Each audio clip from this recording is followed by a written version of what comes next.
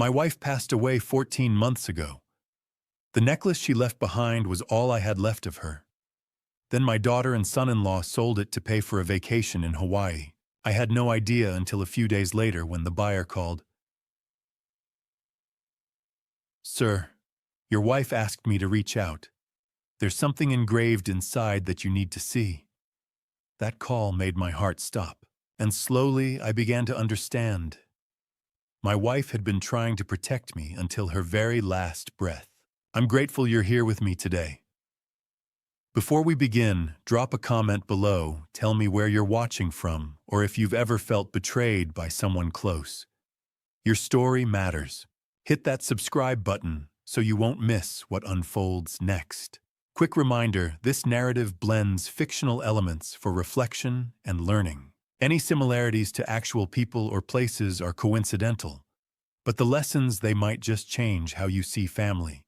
The call came at 3. I was sitting in the living room, the same chair I'd sat in every afternoon for 14 months. Eleanor's chair faced mine. Empty now. The house was quiet. Too quiet. That's what happens when you lose someone. Silence becomes a weight. My phone buzzed on the coffee table. Unknown number, Portland area code. I almost didn't answer. Telemarketers, scammers, people who wanted something, but something made me pick up. Hello? Mom, is this Calvin Brooks? A man's voice. Older. Careful. Yes. My name is Walter Quinn. I own Quinn's Fine Jewelry here in Portland. I'm calling because your wife asked me to. I sat up straighter. My wife, Eleanor, I'm very sorry for your loss, Mr. Brooks. She came to see me about 2.5 years ago. We went to Jefferson High together, class of '69. My chest tightened. Eleanor had been gone for 14 months, and this stranger was calling about her now. What is this about? I asked. Walter hesitated. Then, she commissioned a piece from me. A necklace. White gold. Very specific instructions. She said if anyone other than you brought it to my shop, I should call you immediately. The room tilted slightly. What are you talking about? 2 people came in today. A woman and a man. They sold me a necklace. The one Eleanor had me make. They said it belonged to their family. I paid them $4,000. My hands went cold. Who were they? Another pause. The woman said her name was Vanessa Brooks. I believe that's your daughter. The air left my lungs. Vanessa and Lucas. Her husband. That's impossible, I said. My voice sounded strange, distant. The necklace is upstairs, in Eleanor's jewelry box. Mr. Brooks, Walter said gently, I think you should check. I stood, legs unsteady. The phone pressed to my ear. Hold on. I climbed the stairs. Each step felt heavier than the last. Our bedroom, Eleanor's dresser, the small wooden jewelry box she'd kept for 30 years. I opened it. The necklace wasn't there. I lifted the velvet lining, checked underneath. Moved aside her rings, her earrings, the watch I'd given her on our 20th anniversary. Nothing. The necklace was gone. I looked at the lock. Small scratches around the edges. Fresh. The brass gleaming where someone had forced it. Someone had broken in, taken it. I returned to the phone. My hand shook. It's gone. Walter sighed. I'm sorry, but Eleanor prepared for this. She paid me in advance. Told me exactly what to do. 2.5 years ago. Yes, she knew someone would try to sell it. She said when that happened, I should buy it immediately. No questions. Then call you. I sat down on the edge of the bed. Eleanor sighed. The blanket still smelled like her lavender soap. Why? My voice cracked. Why would she think that? She didn't tell me details, but she said you'd need to see something. Something hidden inside the necklace. Hidden. There's a compartment. Very small. I'm the only one who knows how to open it. Eleanor designed it that way. My mind raced. Eleanor had planned this. Before she died. Before she even got sick, she'd known Vanessa would take the necklace, and she'd built a trap. "What's inside?" I asked. "And a number, 3 digits. She said you'd understand what it means." "What's the number?" "I think you should come see it yourself. Tomorrow if you can. My shop is at 412 Northwest 23rd Avenue. I'll be here until 6. I wrote the address on the notepad by Eleanor's bed. Her handwriting still covered the top page. Grocery list. Doctor's appointment. Normal things. She'd been planning this even then. "Mr. Brooks," Walter said quietly. "Your wife was very careful, very deliberate. She told me Calvin is going to doubt himself. People will make him think he's confused. But he's not. He's sharp, and he'll need proof." I closed my eyes. She said that, word for word. We sat in silence for a moment.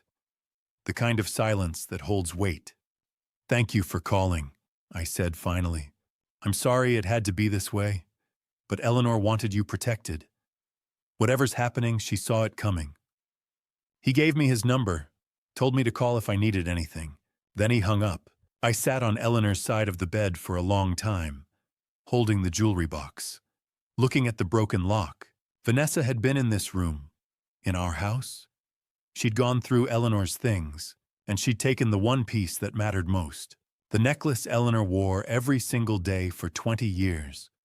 The one she touched when she was nervous. The one she never took off except to shower. Vanessa sold it. For $4,000. I stood, walked to the window, looked out at the maple tree in the front yard. The one Eleanor and I planted when Vanessa was 5. Vanessa used to climb it, scraped her knee falling out of it when she was 7. Eleanor had bandaged it, kissed her forehead. That little girl was gone. I didn't know who my daughter had become, but I knew one thing Eleanor had known. She'd seen it, and she'd done something about it. I pulled out my phone, looked at Vanessa's number. My finger hovered over the call button. Then I stopped. No, if I called now, she'd lie. Say I gave her permission. Say I forgot. Make me doubt my own memory. Walter said there was something inside the necklace. A number. A message. I needed to see it first, understand what Eleanor was trying to tell me. Then I'd confront Vanessa. With evidence, not just accusations. I set the phone down, went back downstairs, made myself dinner, leftover soup, Eleanor's recipe. I'd found her handwritten card in the kitchen drawer last month and tried to follow it exactly. It didn't taste the same. Nothing did anymore. After dinner, I sat in my chair, stared at Eleanor's empty seat across from me. "What did you know?" I asked the silence. The house didn't answer. But tomorrow I'd go to Walter's shop. I'd see the necklace, see whatever Eleanor had hidden inside, and then I'd understand. I touched my wedding ring, turned it slowly. 48 years. We'd been married for 48 years. She'd loved me that whole time, and in the end, she'd protected me, even from our own daughter. I didn't sleep much that night, just lay in bed, staring at the ceiling, thinking about Eleanor's hands, the way she used to touch that necklace when she was thinking. She'd known. Somehow she'd known. And tomorrow I'd find out what she'd left behind. I went back upstairs after dinner. The soup sat heavy in my stomach. Or maybe that was the anger. The bedroom felt different now. Violated. Someone had been in here, gone through Eleanor's things, taken what mattered most. I turned on the lamp beside the jewelry box. Bright light. No shadows. The lock stared back at me. Small, brass, delicate, and damaged. I ran my finger along the edge. Fresh scratches. Deep ones. The kind that showed bright metal underneath years of tarnish. Someone hadn't picked this lock. They'd forced it, probably with a screwdriver or a butter knife. Something thin and strong enough to pry the mechanism open without breaking the whole box. Careful, but not careful enough. I opened the lid again, looked at everything inside. Eleanor's wedding ring, the one she'd stopped wearing after her fingers swelled from medication. Her pearl earrings, the ones I'd given her on our 25th anniversary. A silver bracelet from Vanessa. When Vanessa was 12, before everything changed. All of it's still there. Only the necklace was gone. Whoever took it knew exactly what they wanted. I sat on the edge of the bed, pressed my palms against my knees, tried to remember. Eleanor had worn that necklace every single day, for 20 years, maybe longer. I'd see her at breakfast. Sunlight through the kitchen window, the white gold catching the light. She'd touch it sometimes when she was thinking, her fingers finding the small heart-shaped clasp. In the garden, dirt under her nails, tomatoes in a basket. The necklace resting against her collarbone. On our anniversary, 3 years ago, before she got sick. We'd gone to that Italian place on Division Street. She'd worn her blue dress, the necklace. I'd reached across the table to hold her hand. She'd touched the necklace with her other hand. "This is my favorite thing you ever gave me," she'd said. I'd frowned. "I didn't give you that." She'd smiled. That knowing smile. The one that meant she had a secret. "I know." I'd laughed. Thought she was joking, but she wasn't. She'd bought it herself, 2.5 years ago. Right around the time Vanessa's real estate project collapsed. Right after Vanessa started asking questions about our finances, about wills, about what would happen if something happened to me. Eleanor had seen something, and she'd started planning. I stood, walked to the bedroom door, looked at the frame, the lock, there, just above the handle, a thin scratch. Recent. The wood lighter where something had scraped it. Someone had picked this lock too. But Vanessa didn't need to pick it. She had a key. Eleanor had given her a spare 5 years ago. "Just in case," Eleanor had said. "In case there's an emergency and you need to get in." I walked downstairs, to the kitchen, opened the drawer where we kept the spare keys. Vanessa's key wasn't there. She still had it. I leaned against the counter, closed my eyes, forced myself to think. When had she been here? Not Monday. I'd been home all day. Not Tuesday. Today. Until Walter's call, everything had been normal. Sunday. 3 days ago. She'd stopped by around 2 in the afternoon. Said she wanted to check on me. Brought a casserole. Said Lucas was working. Said she missed me. We'd sat in the living room. Talked about nothing. The weather. Her job. The traffic on Hawthorne. Then she'd excused herself. "Can I use your bathroom, Dad?" Of course. She'd gone upstairs. I'd stayed in the living room.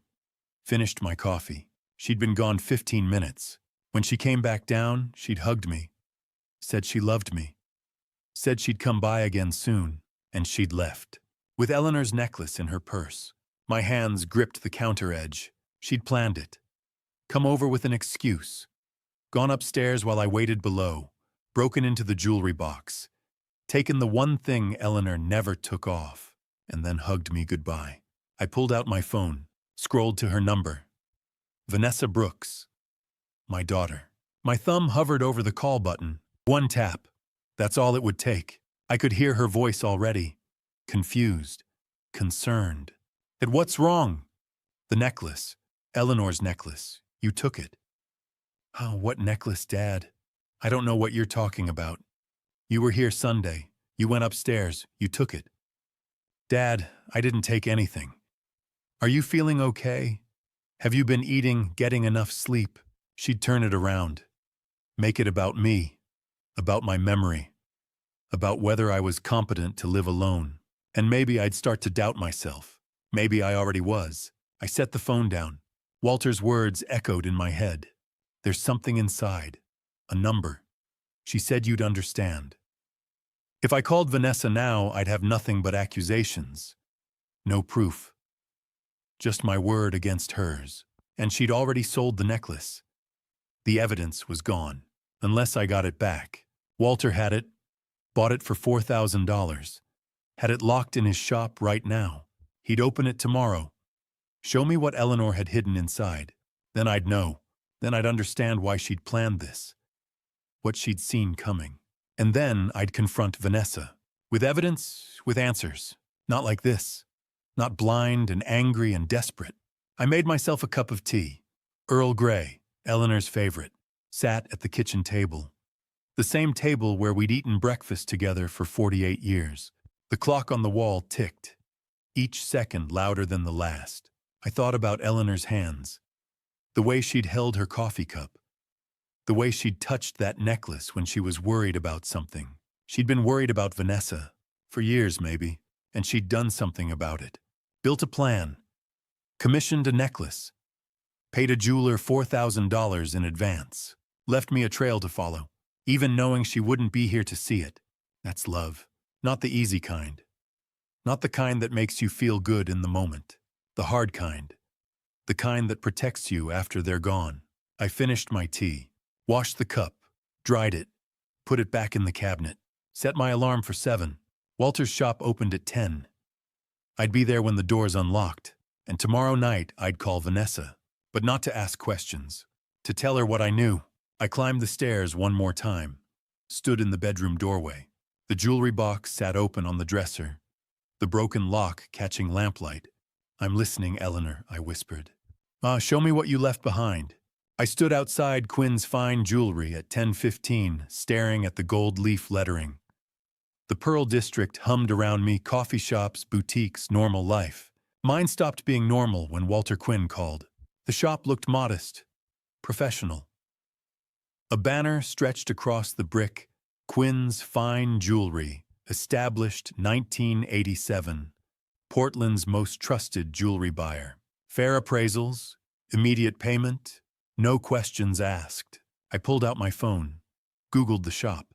4.8 stars, 347 reviews. Best prices in Portland. Fast, professional, discreet. Walter paid me more than 3 other shops combined. Vanessa would have seen these reviews. Lucas, too. Eleanor knew they would. I pushed the door open. A bell chimed. Display cases lined both walls. Vintage rings, bracelets, watches. At the back counter, a man looked up from a jeweler's loupe. Walter Quinn, 68 maybe. Wire-rimmed glasses, white hair, vest over a dress shirt. "Calvin Brooks?" he asked. I nodded. "Come with me." The back room was small. Workbench, tools, a safe in the corner door open. Walter reached inside, pulled out a black velvet box. My chest tightened. "Before I open this," Walter said, "I want you to understand something. Your wife came to me in spring of 2023, 2.5 years ago. She asked if my shop had a good reputation for buying estate jewelry. I said yes. She asked if people search online before they sell. I said most do." He tapped the box. "She said good. Then when my daughter needs money, she'll find you." I stared at the box. "Eleanor paid me $4,000, Walter continued. "In cash. She said when someone brought this necklace in, I was to buy it immediately. No haggling, then call you." She knew Vanessa would sell it. She knew someone would. Walter opened the box. The necklace lay coiled inside. 14-karat white gold, delicate chain, heart-shaped clasp. I couldn't breathe. I'd seen that necklace 1,000 times, around Eleanor's neck, on her dresser, in photographs, but I hadn't seen it in 20 years. Not since the day I gave it to her. "Do you recognize this?" Walter asked gently. I reached out, touched the chain. Cold, smooth. I bought this," I said. My voice cracked. 20 years ago," Walter nodded. "Your wife told me. She said you saved for 6 months. I had. January 29th, 2005. Eleanor's 50th birthday. I was working maintenance at the school district. 51 years old. Paycheck to paycheck. But Eleanor never complained. Never asked for anything. So I skipped lunches, walked to work, put $20 a week in an envelope under the mattress. 6 months, $240. I took the bus downtown, went to 3 jewelry stores before I found this one. It cost $238. Eleanor cried when I gave it to her. She wore it every day for 20 years. She wore it the day she came to see me," Walter said. She told me this necklace saved me once when Calvin chose me. Now it's going to save him. I looked up. What did she mean? Walter turned the necklace over, pressed the side of the heart clasp. It clicked. A tiny compartment opened. Inside, engraved into the metal, 291. She had me add this, Walter said. A false back. Hidden. Only I know how to open it. I stared at the numbers. January 29th, I whispered. Your wedding day, Walter said. And the day you gave her this necklace, 28 years apart. Same date. January 29th, 1977. I was 23. Eleanor was 21. We got married at the courthouse. No money for a big wedding. Just us and a promise. She chose this necklace because it was yours, Walter said. Your love. Your sacrifice. She wanted it to be the thing that caught them. Caught them. Your daughter and her boyfriend. Eleanor knew if Vanessa needed money, she'd search online. She'd see my reviews. 4.8 stars. Best prices in Portland. She'd think she was being smart. But Eleanor had already set the trap. I felt something crack open inside me. When Eleanor paid you $4,000, I said slowly. The same amount you paid Vanessa. Correct. Your wife made sure I didn't lose anything. Walter looked at me. She also made sure you'd know what to do next. He reached into his desk drawer, pulled out a white envelope. My name was written across the front. Eleanor's handwriting. My hands went numb. She left this, Walter said. Told me to give it to you after I showed you the number. I took the envelope. Inside a single card. Calvin, Box 291, Portland Private Bank, downtown. Everything you need is there. I love you, Eleanor. I read it twice, 3 times. Box 291. The same number engraved inside the necklace. Safe deposit box, Walter said quietly. She opened it 2 years ago, January of 2023. Paid the rental fee 10 years in advance. You're listed as the authorized accessor. All you need is your ID and the key. Walter pointed to the envelope. I looked inside again. A small silver key taped to the bottom of the card. Walter wrote an address on a business card. 418 Southwest Broadway, downtown, 3rd floor. Ask for the vault manager, Patricia Miller. Eleanor spoke with her personally. I took the card. Stared at Eleanor's note. She'd planned this 2.5 years ago, while she was still alive, still healthy. She knew Vanessa would steal from me. She knew Vanessa would sell the necklace. She knew Vanessa would find Walter through Google, and she'd left me a trail that started with the thing I gave her 20 years ago, proof of my love, and led to a locked box downtown. What's in it? I asked. Walter shook his head. She didn't tell me. But she said you'd understand when you saw it. I closed my fist around the necklace. 20 years ago, I gave this to Eleanor because I loved her. Yesterday, Vanessa stole it because she didn't love me. Today, it came back to me with instructions. Thank you, I said. Walter nodded. Your wife loved you very much, Calvin. What she did, most people don't think that far ahead. She protected you. Even after she was gone, I walked out into the bright Portland morning. In my pocket, the necklace. In my hand, Eleanor's note, the key, and the bank address. In my chest, a growing certainty. Eleanor hadn't just left me a necklace. She'd left me a weapon. And whatever was in box 291, I was about to find out. Spring 2023, 2.5 years before the call. The bell above the door chimed. Eleanor Brooks stepped into Quinn's Fine Jewelry on a Thursday morning in late April. The shop was quiet. Sunlight filtered through the display window, catching the facets of vintage rings and estate bracelets. At the back counter, Walter Quinn looked up from his workbench. Eleanor, he said, surprised. Eleanor Mitchell from Jefferson High. She smiled. Tired, but genuine. Class of '69. You became a jeweler, I remember. Walter set down his loupe, walked to the front counter. I haven't seen you in 40 years? Something like that. Eleanor's voice was soft, measured. They exchanged pleasantries. Grandchildren, retirement, the neighborhood. But Eleanor's face remained serious. Her hands gripped her purse a little too tightly. After a moment, she leaned forward. "And Walter," she said quietly, "I need your help. And I need you to keep this secret." Walter's expression shifted. He gestured toward the back room. "Come with me." They sat at his workbench. The door closed behind them. Eleanor reached into her purse, pulled out a small velvet pouch, set it on the table. Walter opened it carefully. Inside, a white gold necklace, delicate chain, heart-shaped clasp. The links were worn smooth from years of contact with skin, but the craftsmanship was still visible. "It's beautiful," Walter said. "How long have you had it?" Eleanor's eyes softened. 18 years. Calvin gave it to me on my 50th birthday. January 29th, 2005. She touched the chain gently. "That's also our wedding anniversary," she continued. "We got married January 29th, 1977. So every year that date means two things: the day we married and the day he gave me this." Walter examined the necklace under his loupe. "He has good taste."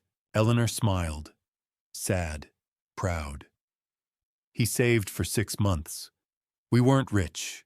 We've never been rich. But he wanted to give me something that would last." She looked up. "And it has.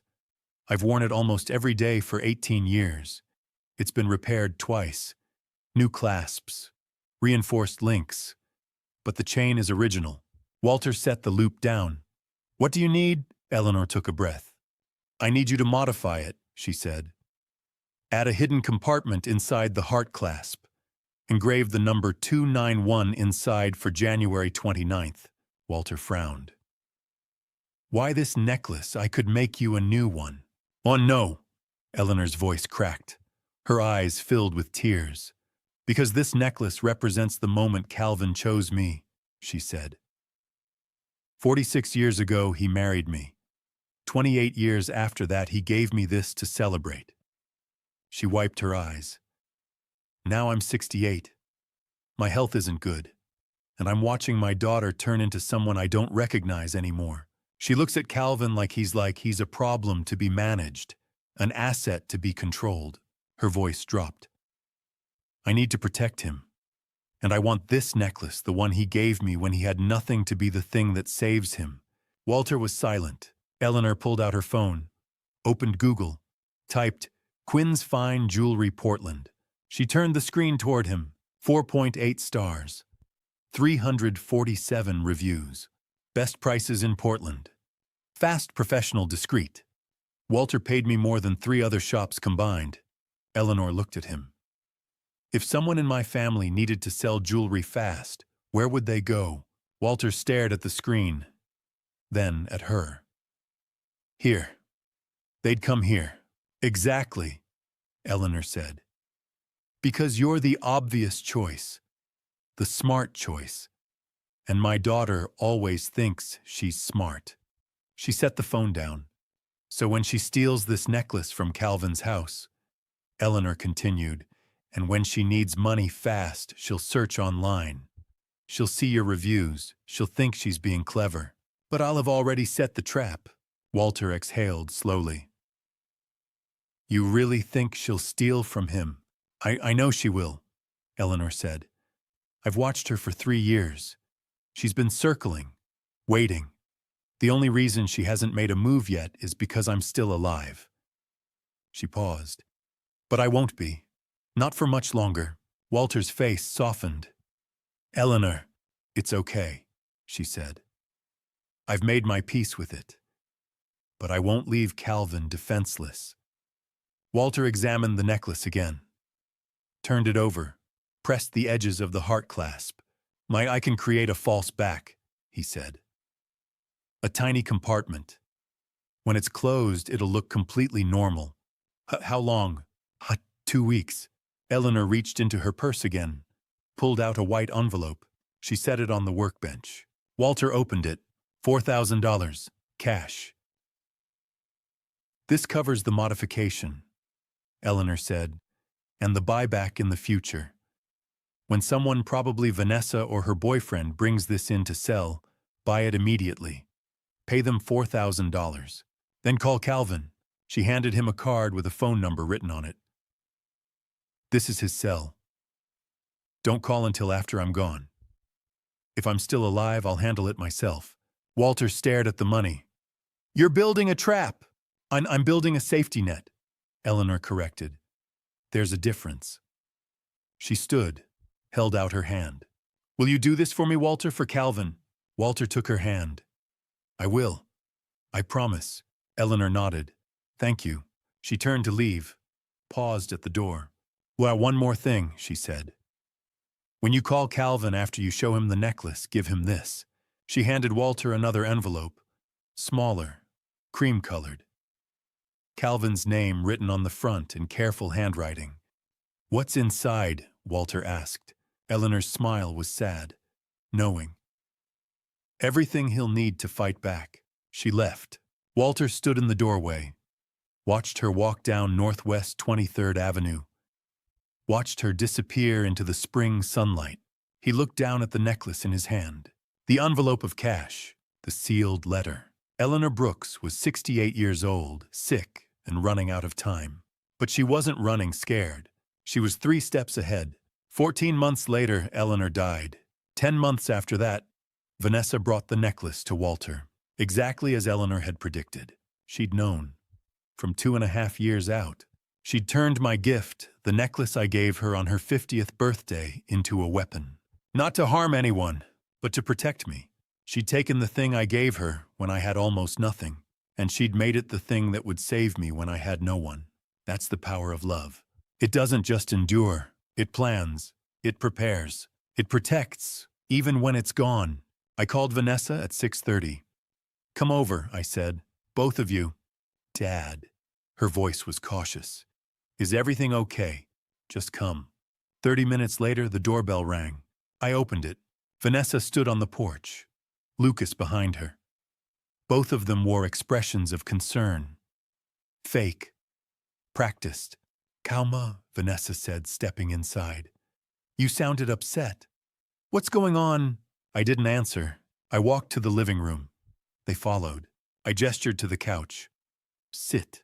They sat. I stood, reached into my pocket, pulled out the necklace, set it on the coffee table. The white gold caught the lamplight.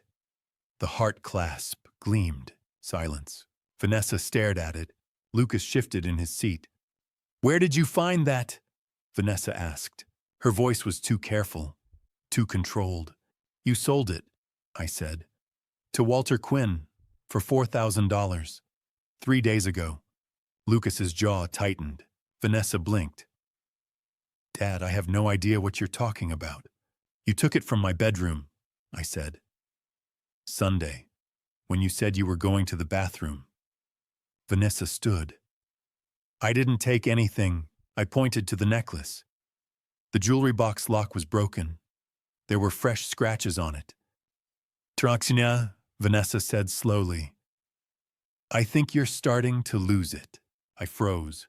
What? She looked at Lucas, then back at me. Her expression softened. Pity, concern. How you're getting older, she said. And your memory. It's probably not what it used to be. My chest tightened. Lucas leaned forward. She's right, Calvin. We've noticed some things. You forget where you put your keys. Last month you called us twice to ask the same question. That has nothing to do with this, I said. Vanessa stepped closer. Maybe you moved the necklace and forgot. Maybe you're confused about what happened. I'm not confused, I said. Walter Quinn called me. He told me you sold it. Walter Quinn, Vanessa repeated. Who's that? A jeweler. Quinn's Fine Jewelry. 412 Northwest 23rd. Vanessa looked at Lucas. Do you know anyone named Walter Quinn? Lucas shook his head. She turned back to me. Dad, there was no sale. There's no jeweler. I think maybe you dreamed this. I have the necklace right here. Yes, Vanessa said patiently. Because it's been in your house the whole time. Maybe you found it and forgot you'd moved it.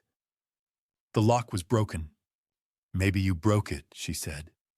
Maybe you were looking for something and forgot. I felt something crack inside me, a small crack, just for a moment. Was I confused? Had I imagined the call? Vanessa saw the hesitation in my face. She pressed forward. She said softly, "This is exactly what we've been worried about. You're forgetting things, getting confused. Your mind, it's not as sharp as it was." Lucas nodded. "Maybe we should take you to see Dr. Owen, get you checked out." "There's nothing wrong with me," I said, but my voice sounded weaker than I wanted it to. Vanessa sat on the armrest of the couch, close to me, her hand on my shoulder. "We're not trying to be mean," she said. "We love you, but we're worried about whether you're still capable of living alone." I pulled away. "I'm capable, and I'm not confused." "Then show me proof," Vanessa said. Her voice hardened. "Show me a receipt. Show me Walter Quinn's phone number." I pulled out my phone, scrolled to Walter's number, held it up. Vanessa glanced at it, shrugged. "That could be anyone." "Did you verify that's actually a jeweler? Or did some scammer call you and pretend to be one?" I stared at her. "Dad," she said, "scammers target elderly people all the time. They call. They make up stories. They confuse you." She stepped closer. "I think someone scammed you. And now you're accusing us because you don't want to admit you got tricked." My hands shook. "Get out," I said. "Dad, get out of my house." Vanessa looked at Lucas. He stood. They walked to the door. Vanessa paused, turned back. "We're going to help you, Dad," she said. "Whether you want it or not." The door closed. I stood in the living room, alone. The silence pressed against my ears. I sat down in Eleanor's chair, held the necklace. My hands were trembling. A part of me, small buried, whispered, "What if they're right? What if I am confused? What if I dreamed the call? What if my memory is failing?" I'd been forgetting things lately. Little things. Where I put my wallet. Whether I'd locked the back door. What if this was bigger? What if I was losing my mind? I looked down at the necklace in my palm. The heart clasp. I pressed the side. Click. The hidden compartment opened. Inside the engraving, 291. January 29th, the day I married Eleanor. The day I gave her this necklace 28 years later. The day she turned 50. The day that meant everything. This wasn't a dream. This wasn't confusion. Eleanor had planned this. Walter had called me. Vanessa had sold the necklace. The number was real. The compartment was real. The trap Eleanor set was real. I wasn't losing my mind. They were lying, and they were good at it. Good enough that for a moment, just a moment, I doubted myself. That's what gaslighting does. It makes you question reality. It makes you feel crazy. Even when you're holding proof in your hand. I closed the compartment, set the necklace on the side table, stood, walked to the window. Outside, Vanessa's car was still in the driveway. She and Lucas were sitting inside, talking. I couldn't hear them, but I could see their faces. They weren't worried. They were strategizing. Vanessa pulled out her phone, typed something, showed Lucas. He nodded. They were planning something. And I knew deep in my bones that "we're going to help you whether you want it or not" wasn't an empty threat. It was a warning. They were going to try to take control. My house, my money, my life. They'd use my age against me, my memory. Dr. Owen, maybe, a lawyer. Eleanor had seen this coming. 2.5 years ago she'd seen it, and she'd left me weapons. The necklace was the first. Tomorrow I'd find the second. Box 291, Portland Private Bank. Whatever Eleanor left in that box, I needed it now. Because Vanessa and Lucas had just declared war. And I wasn't going down without a fight. I was staring at my coffee when the doorbell rang. Grace Holloway stood on my porch. White hair and soft curls. A cardigan with flowers embroidered on the buttons. A smile that could melt a frozen winter. "Calvin, dear. I just wanted to check on you. Haven't seen you on your walks lately." I managed a nod. "Rough week, Grace." She stepped inside, her eyes drifting to Eleanor's empty chair. "True, I know, sweetheart.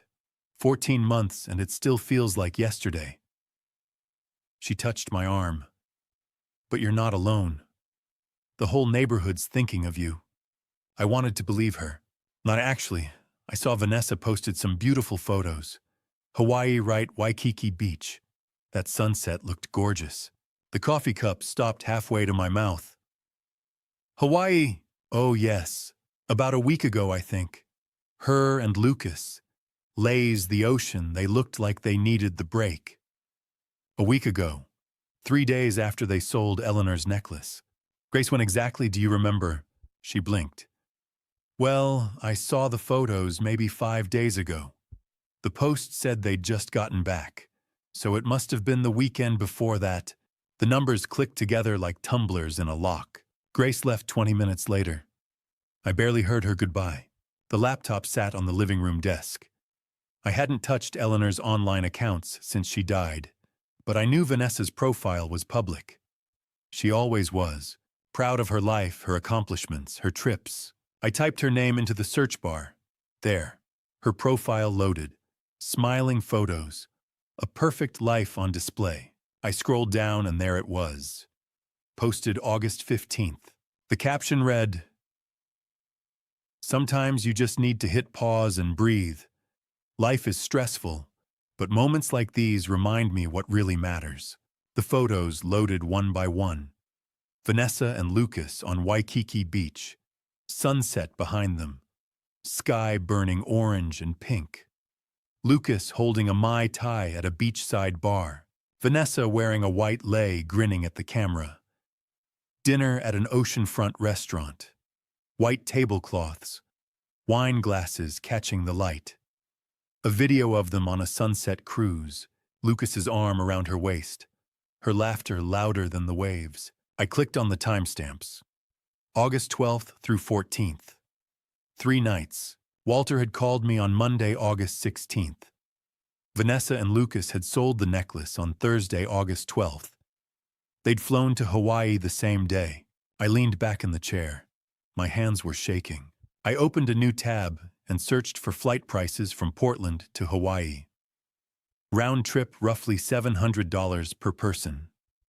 2 people, $1,400 total. Waikiki hotel for 3 nights, minimum $500. Food, drinks, sunset cruise, another $200. Total $2,100. But the necklace sold for $4,000.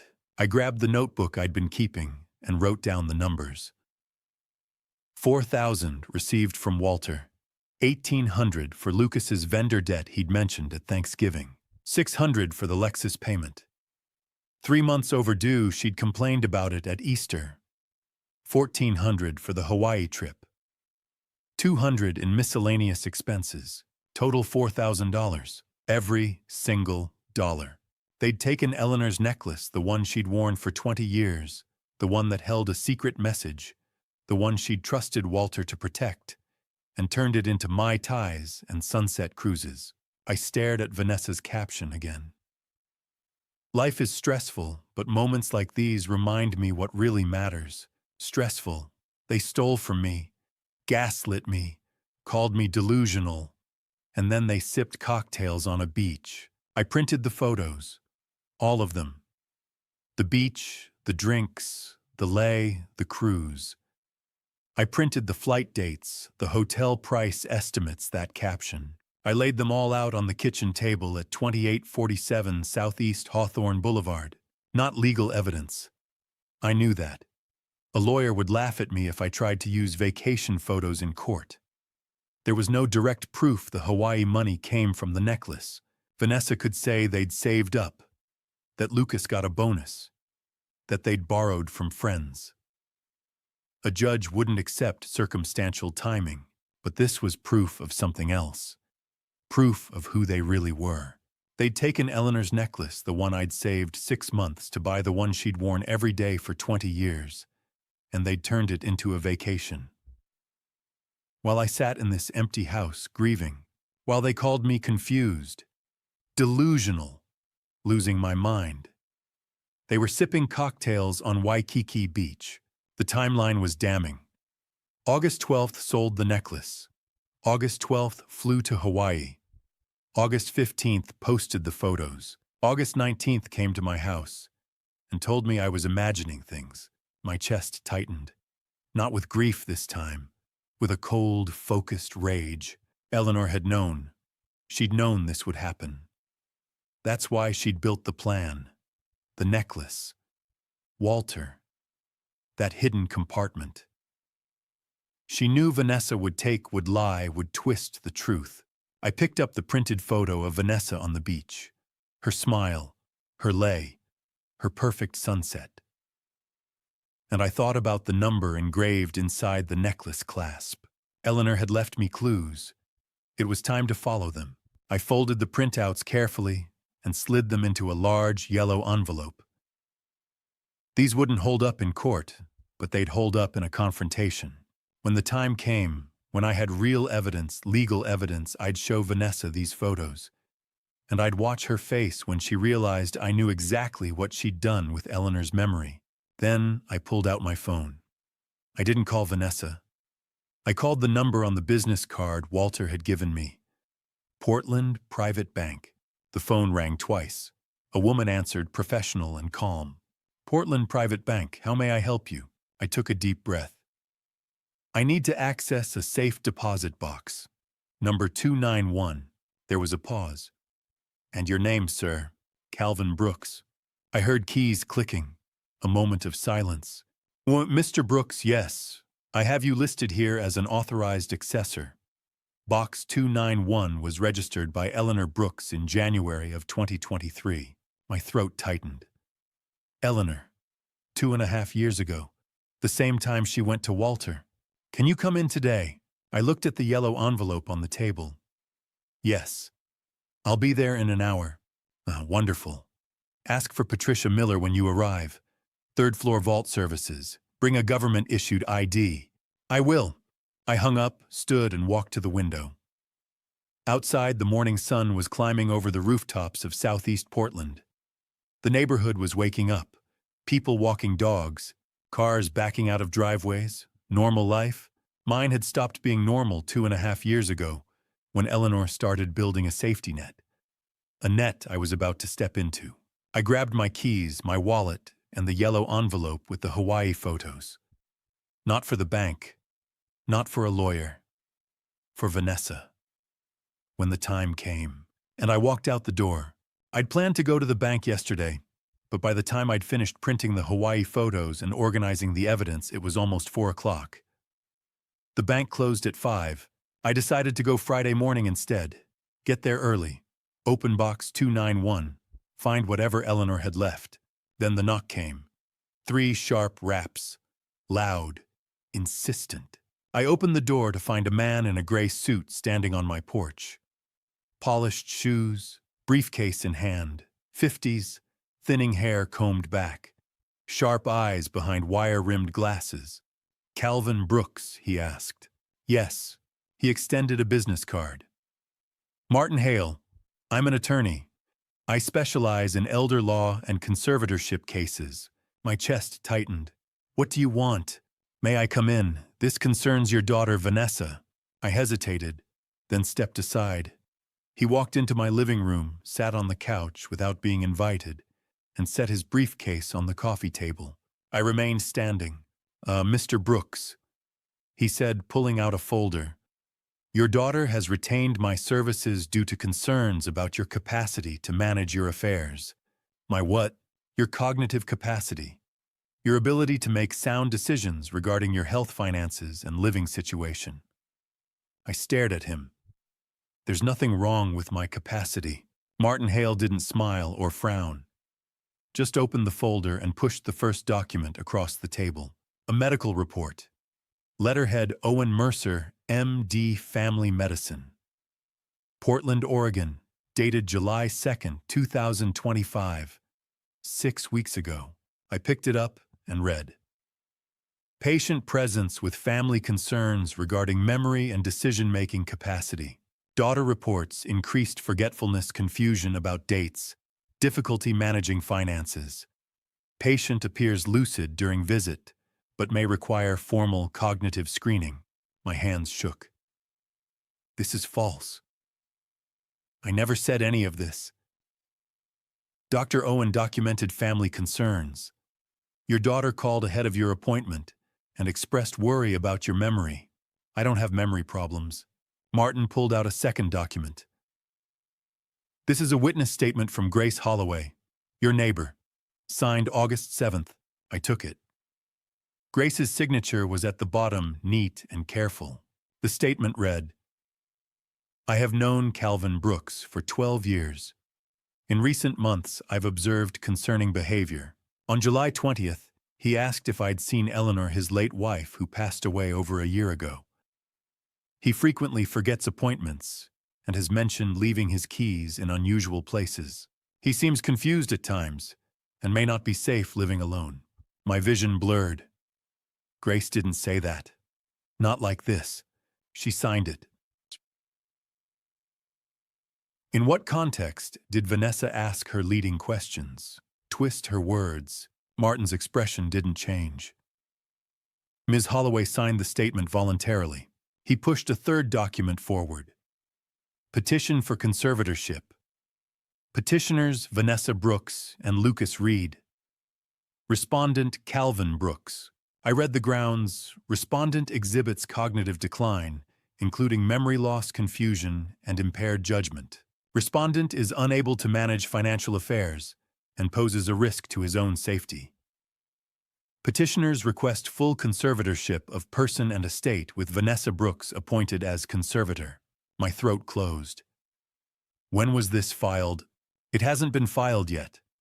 Vanessa wants to give you an opportunity to cooperate voluntarily. If you agree to certain terms, we can avoid court proceedings. Cooperate how? To undergo a formal capacity evaluation. Allow Vanessa to assist with your financial management. Transition to a living arrangement with more support, whether that's in-home care or assisted living. I don't need assisted living. That's for the evaluator to determine. And if I refuse, Martin closed the folder. We file the petition on Monday. The court will order a capacity evaluation. If the findings support the petition, conservatorship will be granted whether you agree or not. I stood. Get out. Mr. Brooks. Get out of my house. Martin stood slowly, packed his documents back into the briefcase and walked to the door. He paused.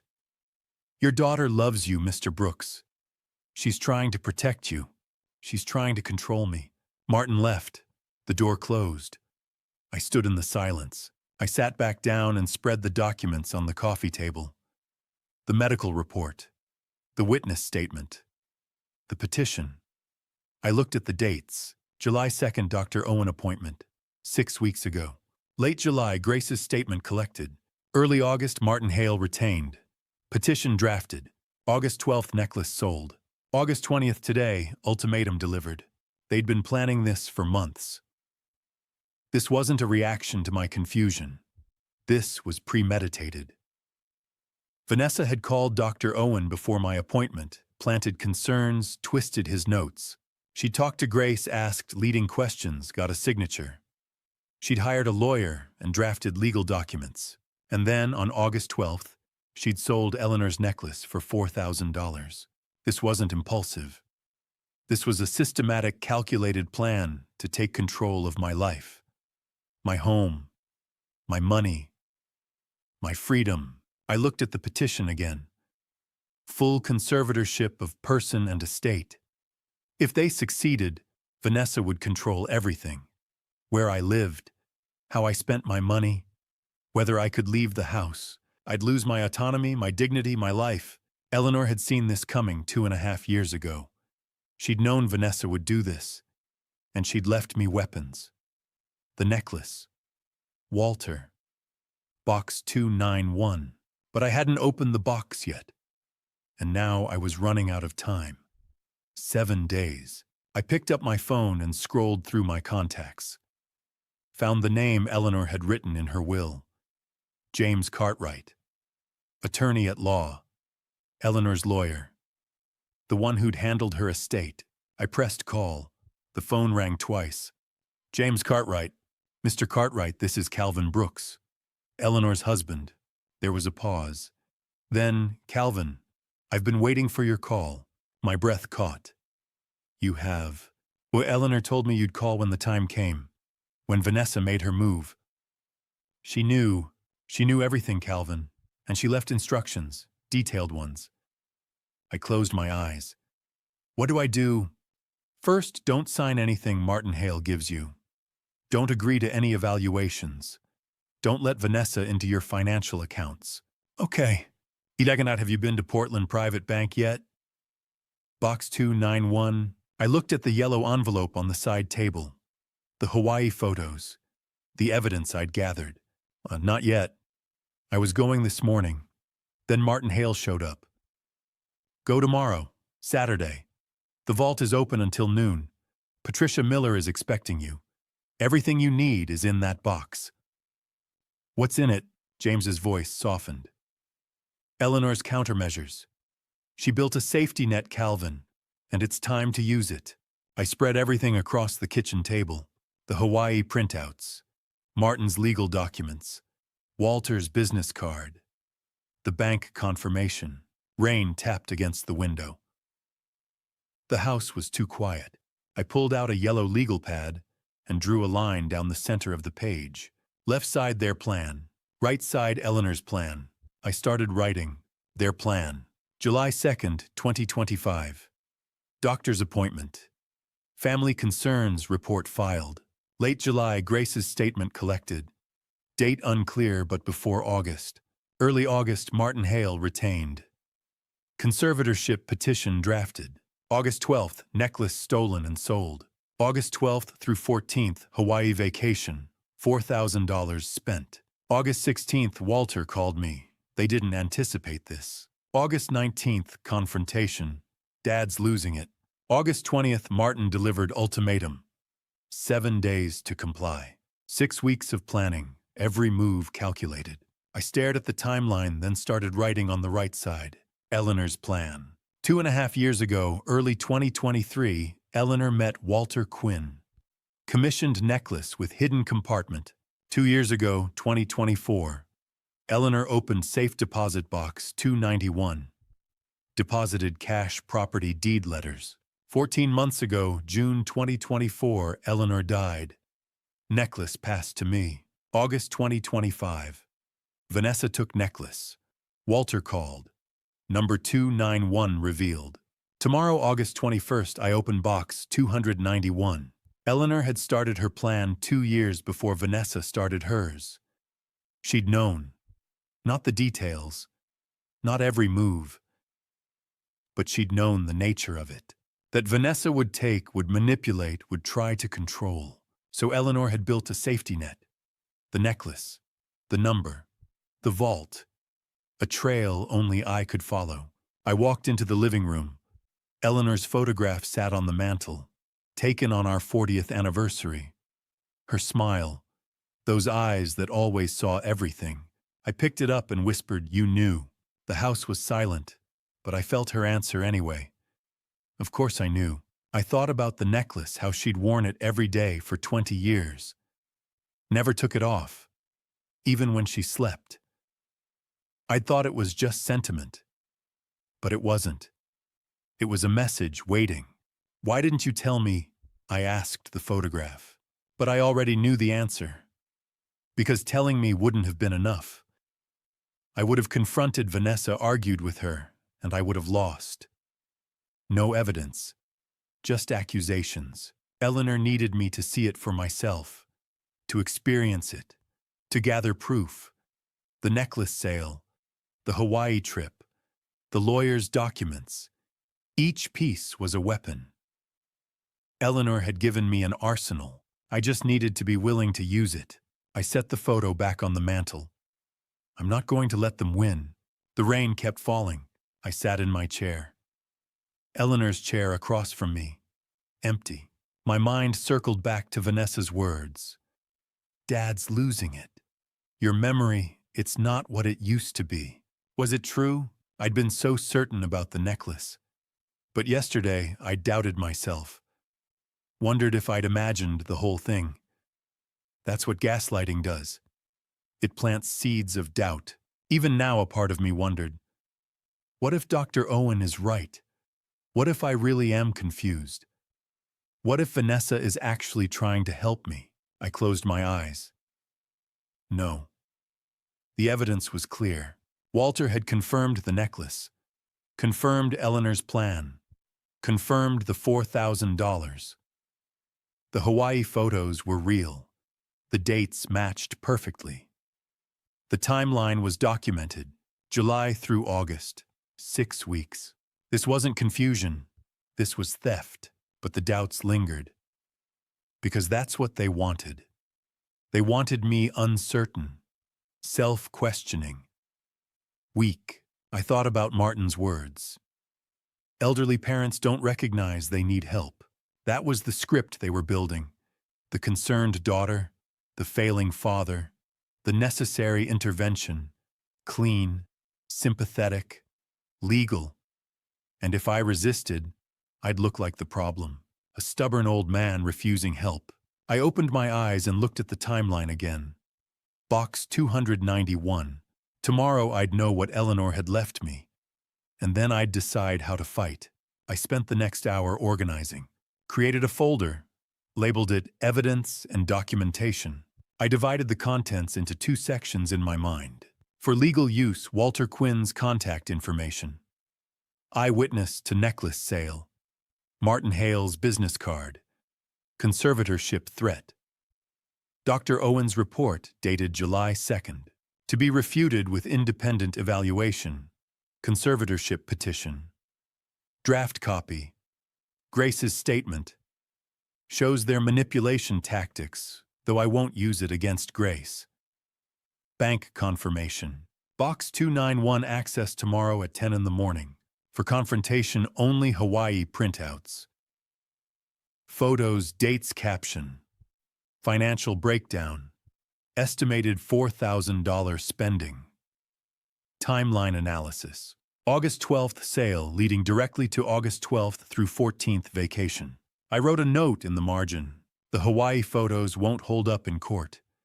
No direct proof the vacation money came from the necklace. Vanessa could claim they saved up, that Lucas got a bonus, that they borrowed from friends. A judge wouldn't accept circumstantial timing, but the photos prove character. They prove intent. They prove who Vanessa really is. When I confront her, when I have real legal evidence from Box 291, these photos will show her I know. I know exactly what she did with Eleanor's memory. Then I made copies of everything and put the originals in a locked box. I wrote a final note in my notebook. Tomorrow, 10 in the morning. Portland Private Bank, 418 Southwest Broadway. Open Box 291. Read Eleanor's letter. Discover what she left me. Next steps. Call James Cartwright, Eleanor's attorney. Done. Get independent medical evaluation. Gather real legal evidence from Box 291. Build the case with James. Confront Vanessa, but only when I have proof that will stand up in court. I underlined the last line twice. No more defense, no more doubt.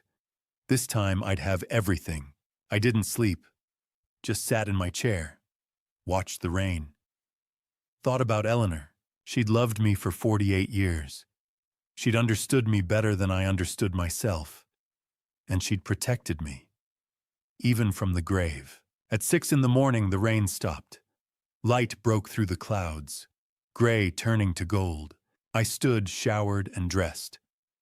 Put the evidence and documentation folder into my leather briefcase. The Hawaii photos were in there. Not as legal evidence, but as a reminder of what they'd done, of who they really were. At 9:30, I climbed into my pickup truck.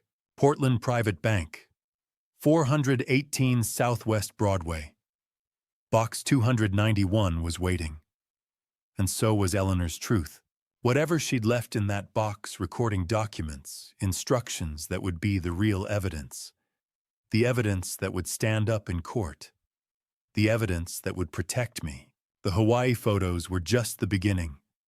Tomorrow, I'd have the rest. The Portland Family Medicine Clinic was nearly empty on Saturday afternoon. James Cartwright and I walked through the glass doors at 2 o'clock. The receptionist looked up, surprised. "We're here to see Dr. Owen Mercer." James said, his voice calm and professional, the voice of a man who'd done this 1,000 times. "Do you have an appointment?" "No, but he'll want to see us." James handed her his card. "Attorney at law." She picked up the phone, spoke quietly, then nodded toward the hallway. "Room 3. He'll meet you there." We walked past empty exam rooms. The fluorescent lights hummed overhead. My briefcase felt heavy in my hand. Inside was the retraction we needed him to sign the audio recording Eleanor had left, and the timeline James and I had built this morning after I opened box 291. Dr. Owen Mercer was waiting in his office, 58 years old, graying hair, wire-rimmed glasses. He looked smaller than I remembered. "Mr. Brooks, I wasn't expecting you. Is everything all right?" No, I said. "It's not." James stepped forward and extended his hand.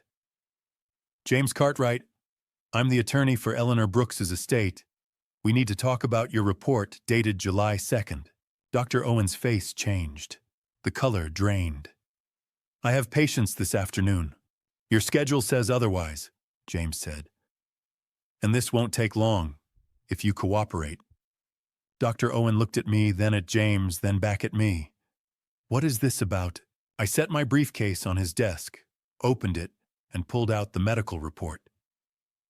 "This, the report you wrote, the one that says I'm confused, forgetful, that I need cognitive screening." Dr. Owen swallowed. "Mr. Brooks, I documented what your daughter told me. My daughter lied," I said, "and you knew it." James pulled out a chair and sat. I remained standing. "Dr. Owen, we have reason to believe you were compensated to write a false medical report. That constitutes fraud, medical malpractice, and conspiracy to commit elder abuse." Dr. Owen's hands started shaking. "I don't know what you're talking about." James reached into his briefcase, pulled out a small audio recorder, and set it on the desk. Eleanor Brooks recorded a conversation between Vanessa Brooks and Lucas Reed 6 months before she died. They discussed several things, including bribing a doctor to write a false cognitive assessment. Dr. Owen sat down heavily. "We can play it if you'd like," James continued. "But I think you know what's on it." Silence. I leaned forward.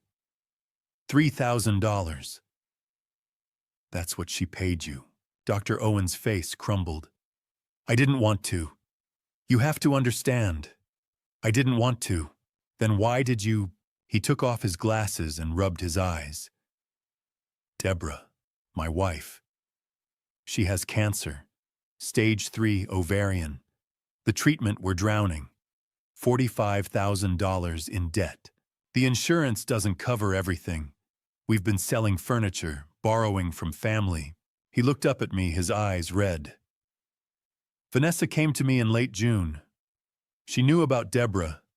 She said you were declining, that your family was worried, that they needed documentation for a conservatorship. I never said I was confused," I said. "I know."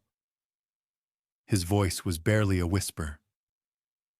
"She told me what to write.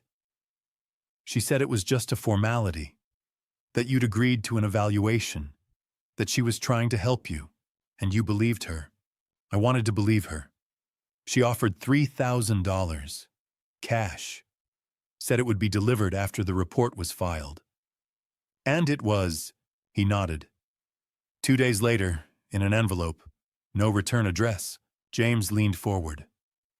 "Do you have any communication from Vanessa, emails, texts?" Dr. Owen hesitated, then pulled out his phone. His hands were still shaking. He scrolled, stopped, and turned the screen toward us. I read the messages. June 28th. "Dr. Owen, I need your help. My father is declining. Can we meet? June 30. I know about Deborah's treatment. I want to help. $3,000.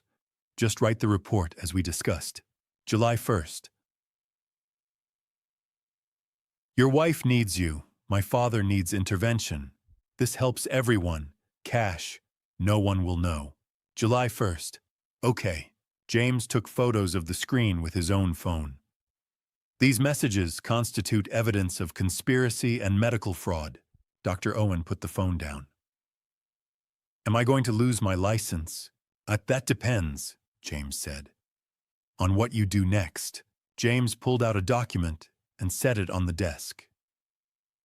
A formal retraction, in writing, stating that your July 2nd report was based on false information provided by Vanessa Brooks, not on clinical observation, that Calvin Brooks showed no signs of cognitive impairment during your examination.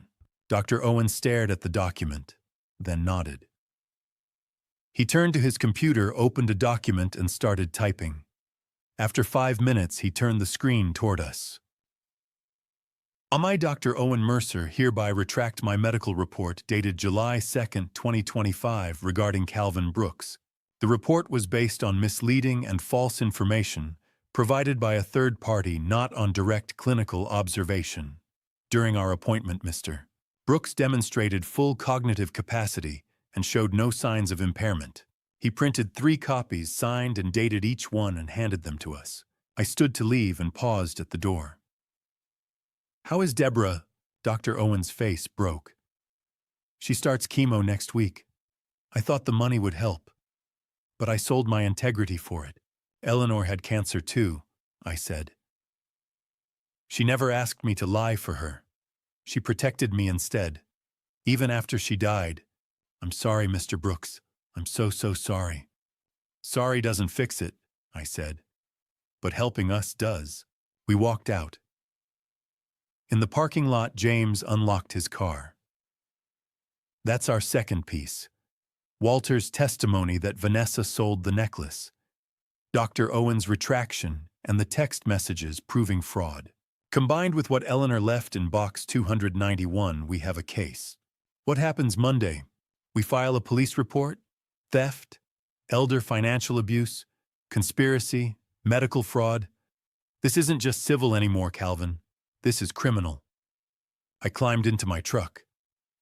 James leaned against the door. You did good today. Eleanor would be proud. I thought about the box, the letter, the recording. Everything she'd left behind. She knew. 2 years ago, she knew Vanessa would do this. And she prepared, James said. Now we use what she left us. Monday, we'd file the report. And then Vanessa would learn what it meant to steal from someone who'd been loved by Eleanor Brooks. I pulled into the parking garage beneath Portland Private Bank at 9:55 Saturday morning. The building rose above me, glass and steel, 20 stories of wealth and secrets. I took the elevator to the lobby. Marble floors, high ceilings, chandeliers that caught the late summer light. The place was quiet. Saturdays always were. A sign directed me to the 3rd floor. Vault services, another elevator. My reflection stared back at me in the polished doors. 71 years old, tired, but not defeated. The 3rd floor reception was smaller, elegant.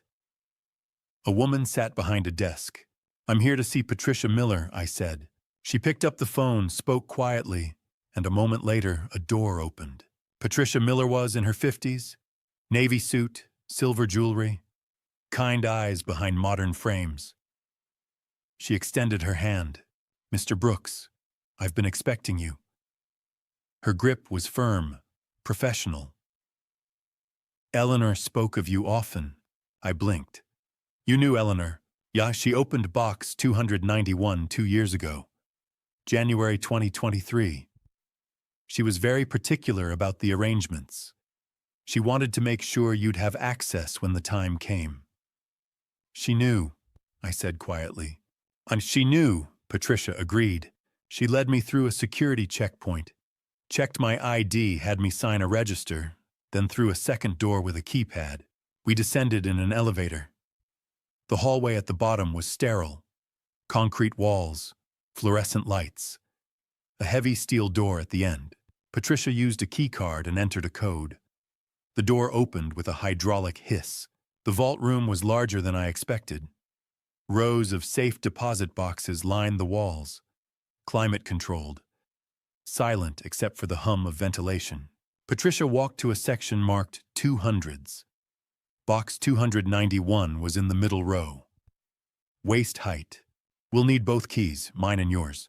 I reached into my pocket, found the small silver key Eleanor had left with Walter. My hand shook as I inserted it into the lock. Patricia inserted hers on the opposite side. On 3, 1, 2, 3, we turned the keys simultaneously. The lock clicked. The box slid out. A long metal drawer. Heavier than I expected, Patricia gestured to a small room off to the side. A table, a chair, a door. Take your time. I'll be outside when you're ready. She left. The door closed softly. I was alone. I carried the box to the table, set it down carefully, took a breath, opened the lid. The first thing I saw was money. Stacks of $100 bills wrapped in bank bands, bundled and organized. I counted. 12 bundles of $10,000. 7 bundles of $1,000. $127,000. A note was attached. Eleanor's handwriting. For emergencies, for freedom, for starting over. I love you. E. My throat tightened. Beneath the cash was a large manila envelope labeled property. I opened it. A property deed, heavy paper, official seal, 187 Ocean View Drive, Cannon Beach, Clatsop County, Oregon. Purchased March 2023, $380,000. Mortgage free. Owner Calvin Brooks. My name, not Eleanor's. She'd bought a house without telling me and put it in my name alone. Another note. Our dream, the ocean, peace. It's yours now. I remembered. 20 years ago. A weekend trip to Cannon Beach. Eleanor standing on the sand wind in her hair. Someday when we retire, let's live by the ocean. She'd made it happen, even knowing she wouldn't be there. The next item was a plastic sleeve. Stock certificates inside. Intel. Nike. Starbucks. A handwritten note.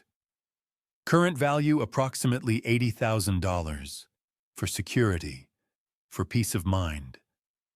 I wanted this for Vanessa's education once. But not anymore. I stared at that line. Not anymore. The next item made me stop. A small digital audio recorder. Silver, modern. A post-it note stuck to the top. Eleanor's handwriting, play me first, E. I picked it up and pressed play.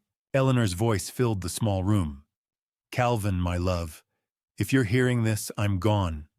And Vanessa has made her move. 6 months ago, I hid a recorder in our living room, behind the clock on the mantel. I suspected Vanessa was planning something. I needed proof. Not suspicion. Proof. Her voice was calm, strong. The voice I'd loved for 48 years. What you're about to hear was recorded on February 14th, 2024. Valentine's Day. You were at the hardware store. Vanessa and Lucas came over. They didn't know I was in the bedroom listening. A click. The recording changed. Different voices now. Younger. Sharper. Vanessa's voice. We need to move faster. Dad's still sharp. We need documentation. Lucas. The doctor thing is risky. Vanessa. Owen's desperate. His wife has cancer. $5,000 in cash, he'll write whatever we want. My hands clenched around the recorder. Lucas. And if Calvin fights back, Vanessa laughed. He won't. He's old, grieving, alone. We'll make him look incompetent. Grace will sign a statement if we ask the right questions. Owen's report will back it up. Then conservatorship. Lucas, what about the house? Vanessa. First thing we sell. $400,000 easy. Pay off my Lexus, Lucas's vendor debts. Maybe another vacation. Hawaii was nice. Dad won't even know what hit him. The recording ended. Silence. Eleanor's voice returned. I'm sorry you had to hear that, my darling. But you needed to know. Not just suspect. No. Use this recording. Protect yourself. James Cartwright knows what to do. I've left detailed instructions with him. The trust documents are in the box. The deed, the money, everything you need to be free. A pause. I love you, Calvin. I've always loved you. From the day we met to the day I die. And I'm still protecting you. Even now. Even from here. Live, my love. Live the life we dreamed about. Go to the ocean, watch the sunsets, be at peace. I'll be with you. Always. Click. The recording ended. I sat in the silence staring at the recorder in my hands. Eleanor had known. Not suspected. Known. She'd heard them planning, scheming, laughing about it, and she'd recorded every word. I looked at the remaining items. Legal documents, title, irrevocable trust. Eleanor had transferred assets into a trust. I was the sole beneficiary. Vanessa was explicitly excluded. The trust couldn't be touched, couldn't be contested. Eleanor had locked everything away from Vanessa's reach. 2 years ago. I gathered the items carefully. The recorder and trust documents I kept out. The rest I placed back in the box. Patricia Miller was waiting in the hall. Are you all right, Mr. Brooks? I looked at her. I am now, she smiled. Eleanor was a remarkable woman. Yes, I said. She was. I walked out into the late morning sun. The recorder was in my pocket. Eleanor's voice still echoing in my mind. Vanessa's voice, too. Cold. Calculating. Laughing. Dad won't even know what hit him. But I did know. Now I knew everything. And this afternoon I'd use it. Hold on, before I open Eleanor's letter and share what she wrote. Tell me, are you ready for this? Drop a comment with how you're feeling right now. Are you anxious? Heartbroken, hopeful that Calvin gets justice? I want to hear your thoughts. Don't forget to subscribe if you haven't yet. This journey isn't over. One note. Some details moving forward blend creative storytelling with meaningful lessons. If that doesn't suit your preference, you're welcome to step away now. I sat in Eleanor's chair. The house was quiet. Evening light filtered through the windows, turning everything gold. Outside, the neighborhood settled into Saturday night. Families, dinners, laughter. Inside, I was alone. The envelope sat on the coffee table. Cream-colored paper. Thick. Expensive. My name written in Eleanor's careful handwriting. Sealed with red wax. I'd carried it home from the bank this morning. Through the confrontation with Dr. Owen. Through the long afternoon of planning with James. But I hadn't opened it. I wasn't ready. Now I was. I poured 2 fingers of whiskey, sat back down, and picked up the envelope. The wax seal broke with a soft crack. Inside, several pages. Folded. Eleanor's handwriting covered every line. Dated January 10th, 2023. 2.5 years ago. I unfolded the pages, smoothed them on my lap, and started reading. My dearest Calvin, if you're reading this, I'm gone. And Vanessa has made her move. I'm writing this on January 10th, 2023. The doctors gave me the news yesterday. Stage 4. 12 to 18 months. The cancer took my body, my love. But it sharpened my mind. It gave me time, and I used that time to build a safety net. For you. 6 weeks ago, I started to suspect Vanessa was planning something. Little comments, questions about the house, about your memory, about whether you'd updated your will. So I hid a recorder behind the clock on the mantle. On February 14th, 2024, Valentine's Day, you went to the hardware store. Vanessa and Lucas came over. They didn't know I was in the bedroom listening. I heard everything, Calvin. The bribery, Dr. Owen and his wife's cancer, $5,000 to write a false report, the conservatorship plan, Grace's statement, the timeline, the house sale, $400,000. Split it, pay debts, take vacations, and the laughter? Vanessa laughed, Calvin. She said you wouldn't even know what hit you. It broke my heart, but it opened my eyes. My hands shook. I set the glass down. I couldn't tell you while I was alive. You would have confronted her. She would have denied everything. There'd be no proof, just accusations, and she'd have turned it around. Made you look paranoid, unstable, so I built this instead. Evidence, assets, a plan. Here's what I've left you. $127,000 in cash. Every penny I could save without you noticing. I'm sorry for the secrecy, but it's yours now. For freedom. For starting over. The house in Cannon Beach. 187 Ocean View Drive. I bought it in March 2023. Paid $380,000. Mortgage free. I put it in your name only. Vanessa can't touch it. Do you remember Calvin 20 years ago? That weekend at the coast, I stood on the beach and said, someday when we retire, let's live by the ocean. Well, someday is now. The house is yours. Go there. Live there. Watch the sunsets I'll never see. Stock certificates, $80,000. For security, for peace of mind, an irrevocable trust.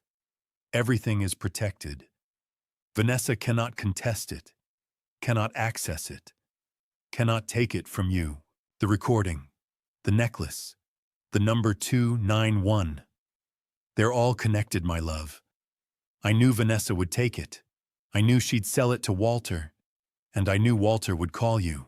291 would lead you to the box. The box would give you the weapons. The weapons would set you free. I wiped my eyes and kept reading. Calvin, we had 48 years together. Not enough, never enough, but beautiful. I remember the courthouse. January 29th, 1977. You wore your only suit. I wore a white dress from Goodwill. We had $12 left after paying for the marriage license. We didn't care. We had each other. And 28 years later, you gave me the necklace. January 29th, 2005. My 50th birthday. The same date we married. You saved for 6 months. I know you did. I noticed the skipped lunches, the extra shifts, the worn shoes. When you gave me that box, I cried. Not because of the necklace, because of what it meant. That after 28 years, you still chose me, still sacrificed for me, still loved me. I wore it every day for 20 years. It wasn't just jewelry. It was you, your love, your sacrifice, your promise. And when I knew I was dying, I knew what I had to do. That necklace, your gift to me, would become my gift back to you. Protection. Proof. A path forward. I'm not afraid of dying, my love. I'm afraid of leaving you vulnerable, alone, unprotected. So I built this. The plan, the trap, the safety net. I protected you in life. I'm protecting you in death. Live, Calvin. Go to Cannon Beach. Watch the sunsets. Walk on the sand. Feel the wind. Know I'm there with you. You are the love of my life. My only love. My forever love. 48 years wasn't enough. 1,000 wouldn't be enough. But it was ours. And it was beautiful. All my love, always and forever, Eleanor. I sat there, letter in my lap, tears on my face. Then I saw it. A postscript at the bottom. P.S. Box, 291. January 29th, 1977. The day you chose me at the courthouse. January 29th, 2005. The day you gave me the necklace for my 50th birthday. The same date. Twice. That's when I knew Calvin. You don't just love once. You love forever. 291 is our number. Our day, our promise. I had Walter shorten the chain so it fits you. Wear it, my darling. Let it remind you every day I chose you too. Every single day. Even now. Even from here. Forever yours, Eleanor. I folded the letter carefully and slid it back into the envelope. Then I reached into my pocket. The necklace. I'd carried it since Walter gave it back to me. White gold. Heart clasp. The number 291 hidden inside. I opened the clasp and put it around my neck. The chain was shorter now. Masculine. It rested against my chest. Right over my heart. I closed the clasp. The weight of it settled. Warm. Familiar. Eleanor. I looked at her chair across from me. It wasn't empty anymore. She was there. In the letter. In the plan. In the necklace. In the love that had carried me through 48 years and would carry me through whatever came next. I love you too, I whispered. Forever. The house was quiet, but I wasn't alone. I called James Sunday morning. I'm ready, I said. Let's build the case. Come to my office, 2 o'clock. James Cartwright's law firm occupied the 15th floor of a downtown Portland high-rise. Glass and steel. The Willamette River glittered below. His office was a corner suite. Mahogany desk. Floor-to-ceiling bookshelves lined with law volumes. Framed diplomas on the wall. Stanford Law. Oregon State Bar. I arrived at 2. The necklace rested against my chest, visible above my shirt collar. James noticed and nodded respectfully. Eleanor, she wanted me to wear it? Then let's make sure her plan works. He led me to a conference room. Long table, windows overlooking the city. I set my briefcase down and started pulling out documents. The audio recorder, Walter's written statement, Dr. Owen's retraction letter and text messages, the Hawaii printouts, Eleanor's trust documents, the timeline I'd written. James spread everything across the table. Let's go through it, piece by piece. He picked up Walter's statement first. Walter Quinn's testimony is solid. Eyewitness to the sale. August 12th. Vanessa and Lucas. $4,000 cash. He has a receipt with Vanessa's signature. Walter's a respected businessman. Clean record. 38 years in business. A judge will believe him. He set it aside and picked up the audio recorder. This is the smoking gun. He pressed play. I'd heard it twice now. It didn't get easier. Vanessa's voice. Owen's desperate. His wife has cancer. 5,000 cash, he'll write whatever we want. Lucas, what about the house? Vanessa, first thing we sell. 400,000 easy. Her laugh. James stopped the recording. Eleanor recorded this in her own home. Oregon is a one-party consent state. That means she didn't need their permission to record a conversation she was part of, even if she was just listening from another room. This is admissible. It's enough for charges. Theft, elder financial abuse under Oregon Statute 124.110, conspiracy to commit fraud, medical fraud through Dr. Owen. James ticked them off on his fingers. Yes, these are criminal charges, Calvin. Not just civil. They could go to prison.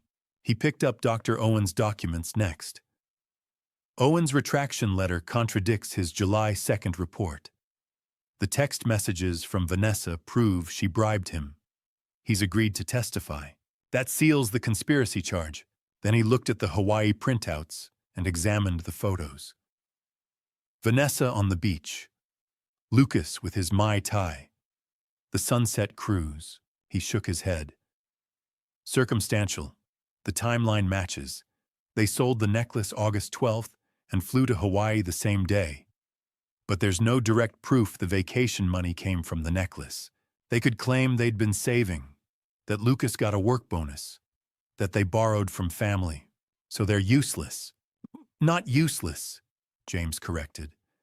They're useful for confrontation, for showing Vanessa you know what she did. They're moral evidence, but they won't hold up in court. I nodded. I'd suspected as much. James picked up the trust documents last. Eleanor's irrevocable trust is perfect. She transferred assets before she died. You're the sole beneficiary. Vanessa is explicitly excluded. The trust can't be broken, can't be contested. He smiled slightly. The conservatorship petition Martin Hale threatened dead in the water. Once we show this recording and your medical evaluation, that petition is over. Medical evaluation? We need one more piece. Independent assessment. Proof you're cognitively sound. I've arranged an appointment. 11 this morning. Dr. Sarah Jenkins, geriatric specialist. She's excellent. Dr. Sarah Jenkins's clinic was in the Pearl District. Small, private, tastefully decorated. Dr. Jenkins was in her 50s, Asian American, kind eyes behind stylish frames. She shook my hand warmly. Mr. Brooks, James explained the situation. Let's get started. The evaluation took 45 minutes. Memory tests. She gave me a list of words and asked me to repeat them, then asked again 5 minutes later. Problem solving. If you have $15 and buy 3 items for $3 each, how much change do you get? Orientation. What's today's date? Who's the president? What city are we in? Clock drawing. Draw a clock showing 3:15. Current events. Tell me about something you've read in the news this week. I answered everything easily. My mind was sharp, clear. The fog of grief had lifted. Dr. Jenkins smiled. Mr. Brooks, your cognitive function is excellent. No signs of impairment, no dementia, no confusion. Frankly, you're as sharp as someone 20 years younger. She typed on her computer, printed a report, signed it, and handed it to me. This refutes Dr. Owen's July 2nd report completely. If anyone questions your capacity, show them this. I thanked her, folded the report carefully, and put it in my briefcase. Back at James's office, the afternoon sun slanted through the windows. James read Dr. Jenkins's report and smiled. Perfect. This is the final piece.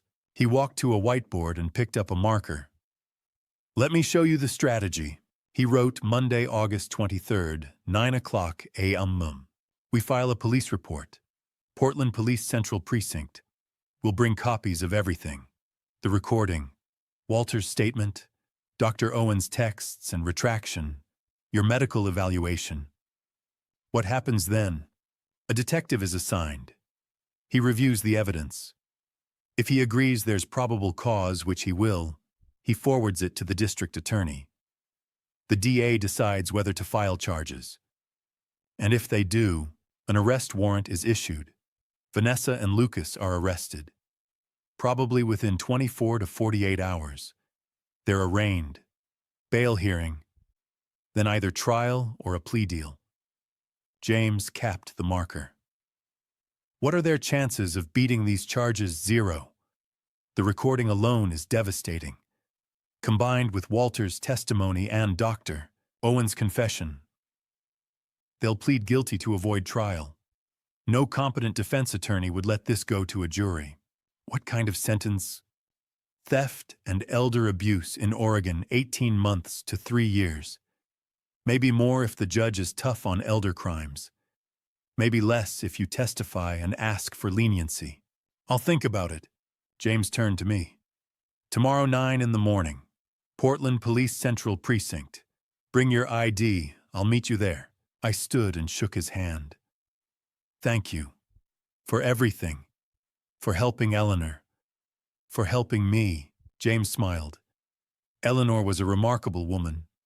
I'm honored to finish what she started. I walked out into the late afternoon sun. The city spread below me. Portland, my home for 48 years. Tomorrow Vanessa would learn what it meant to steal from someone protected by Eleanor Brooks. I drove home and changed the locks on my doors, front and back.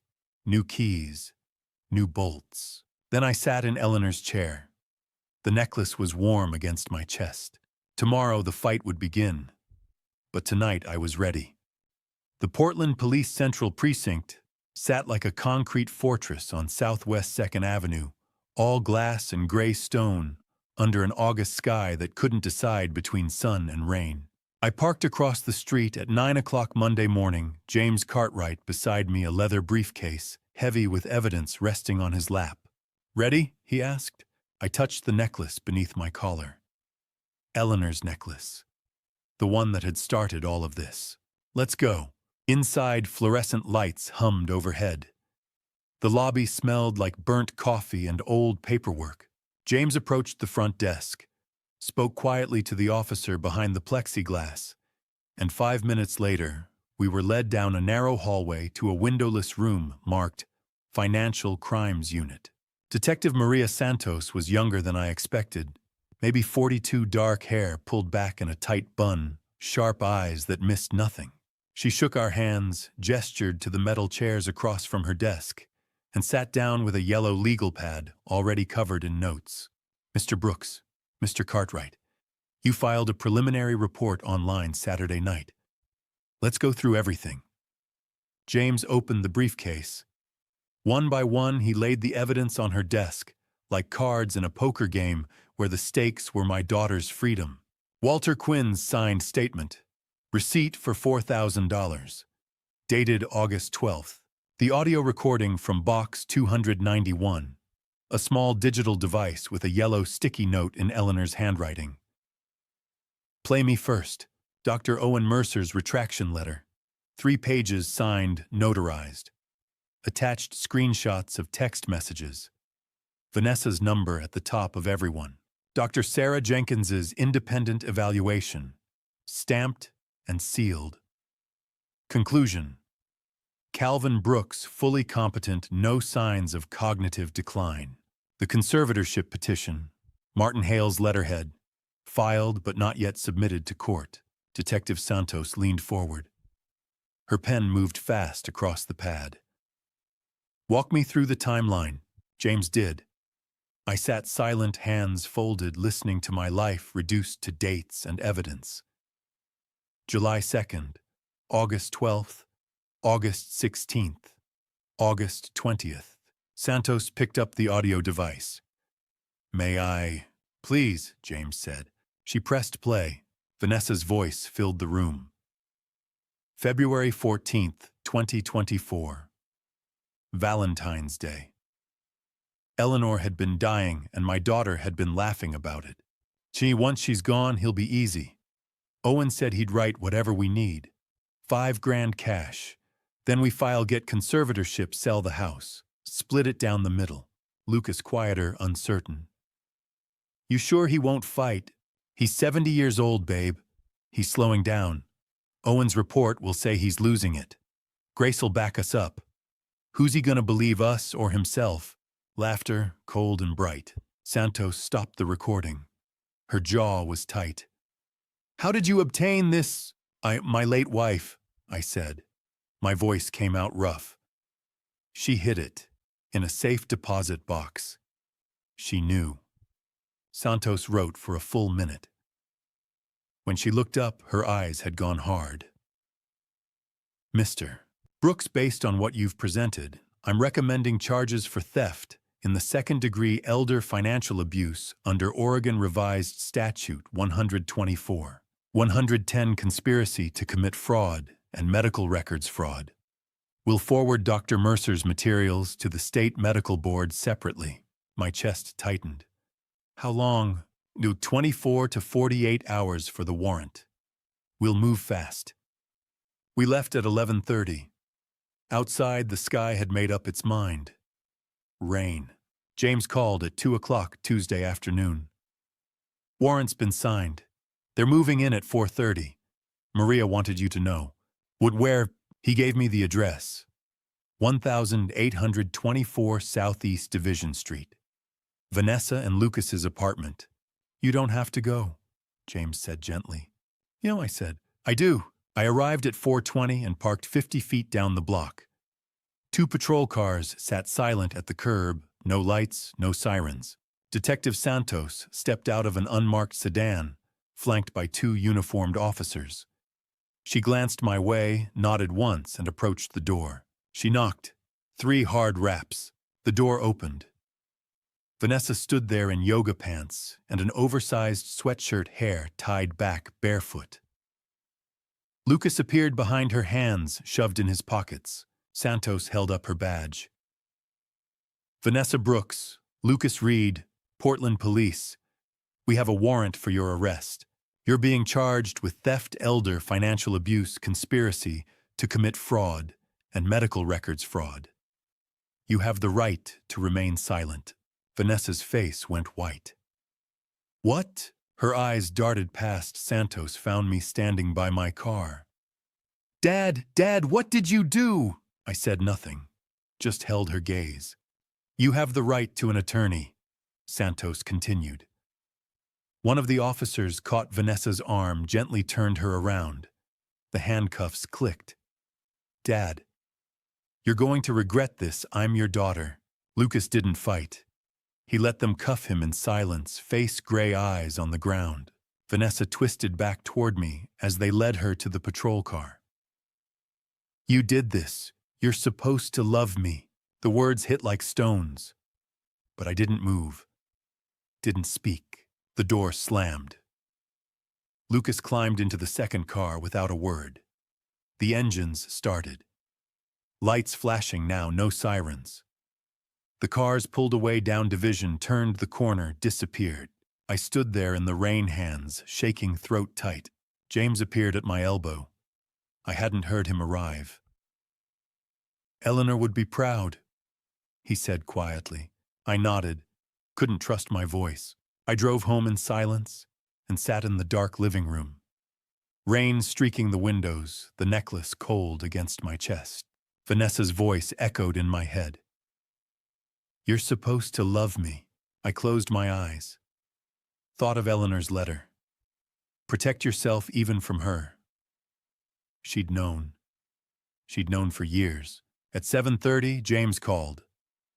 Arraignments tomorrow, 10 a.m., Multnomah County Courthouse.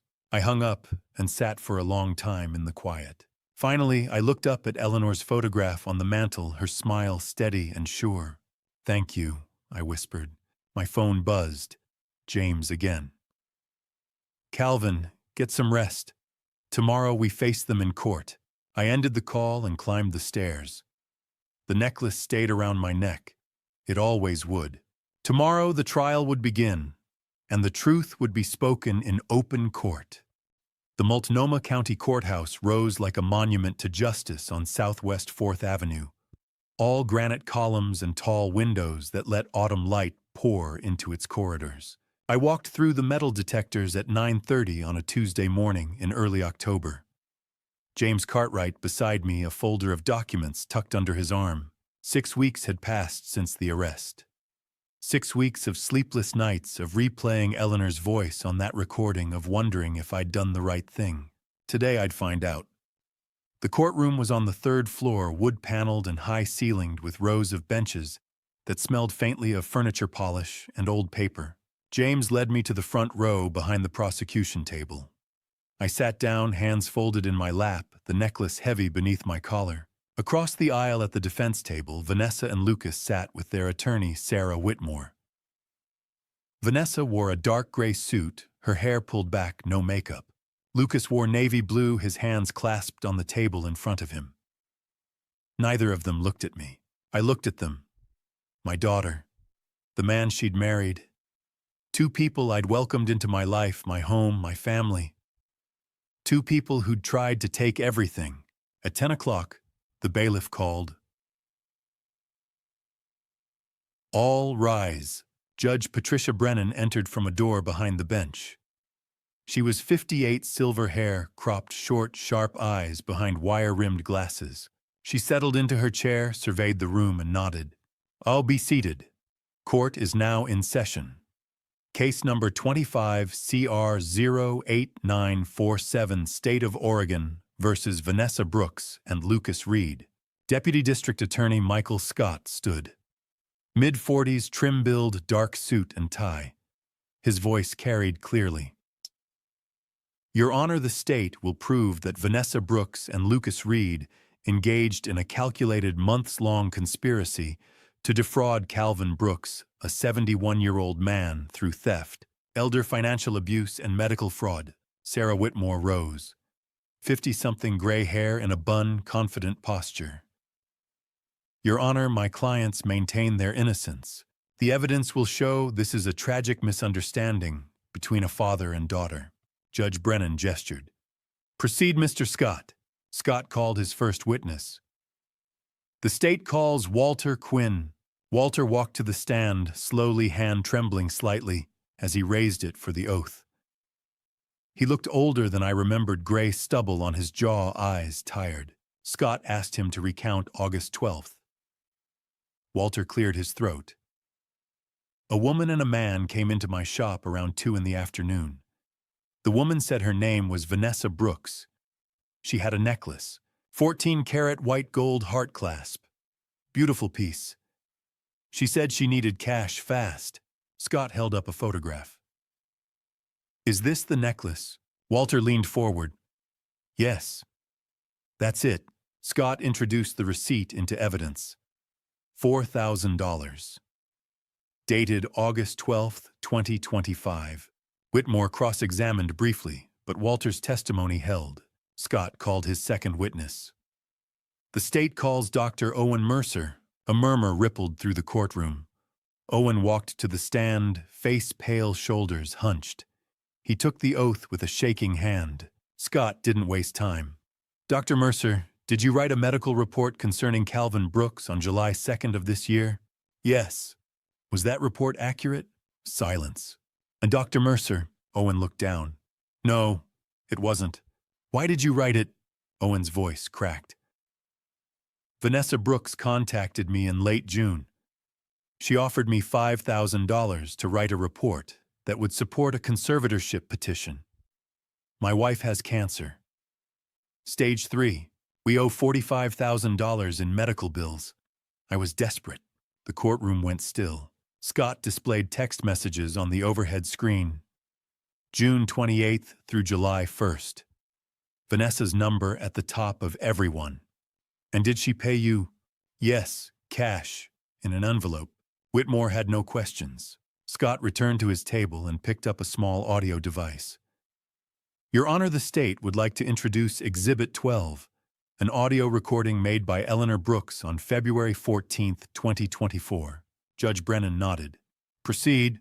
Scott pressed play. Eleanor's voice filled the courtroom, soft and weary. Calvin, if you're listening to this, I'm already gone. What you're about to hear, I recorded it 2 weeks ago. They didn't know. I'm sorry you have to hear it this way, but you need to know. A pause. Then Vanessa's voice, bright and clear. Once she's gone, he'll be easy. Owen said he'd write whatever we need. $5,000 cash. Then we file, get conservatorship, sell the house. Split it down the middle. Lucas quieter. You sure he won't fight? Vanessa laughed. He's 70 years old, babe. He's slowing down. Owen's report will say he's losing it. Who's he gonna believe, us or himself? The recording played for 4 minutes. Every word, every plan, every calculation. When it ended, the silence was absolute. I didn't look away from Vanessa. She sat with her eyes closed, shoulders trembling. Lucas stared at the table. Judge Brennan called a recess. After lunch, Sarah Whitmore requested a conference in chambers. 30 minutes later, the bailiff called us back in. Whitmore stood. Your Honor, after consultation with my clients and review of the evidence, Ms. Brooks and Mr. Reed wish to change their plea to guilty on all counts. Vanessa and Lucas rose. Mrs. Brooks. Vanessa's voice was hoarse. Guilty, Your Honor. Mr. Reed. Guilty, Your Honor. Judge Brennan nodded slowly. The court accepts your plea. We will proceed to sentencing. James stood. Your Honor, Mr. Brooks would like to make a statement. The judge gestured. Mr. Brooks, you may approach. I walked to the witness stand, gripped the railing, and looked out at Vanessa. Your Honor, Vanessa is my daughter. I raised her. I loved her. I still love her. But what she did wasn't just theft. It was betrayal. They tried to take my freedom, my home, my dignity. They tried to make me believe I was losing my mind. My wife Eleanor knew. She saw it coming years before I did. She protected me even from the grave. I touched the necklace. I don't want to destroy them, but I need them to understand what they did was wrong. I need justice, and I need to be safe, Vanessa whispered. I'm sorry, Dad. I didn't answer. Judge Brennan studied the file in front of her, then looked up. Vanessa Brooks, Lucas Reed. This court has reviewed the evidence, the testimony, and Mr. Brooks's statement. What you did was calculated, cruel, and targeted a vulnerable family member. You are each sentenced to 18 months in the Oregon Department of Corrections, followed by 36 months of post-prison supervision. You will pay restitution to Calvin Brooks in the amount of $4,000. A no-contact order is issued for 5 years. The gavel came down. This court is adjourned. 2 officers led them out through a side door. Vanessa looked back once, eyes red and swollen. I sat still, hands gripping the armrest. James put his hand on my shoulder. It's over.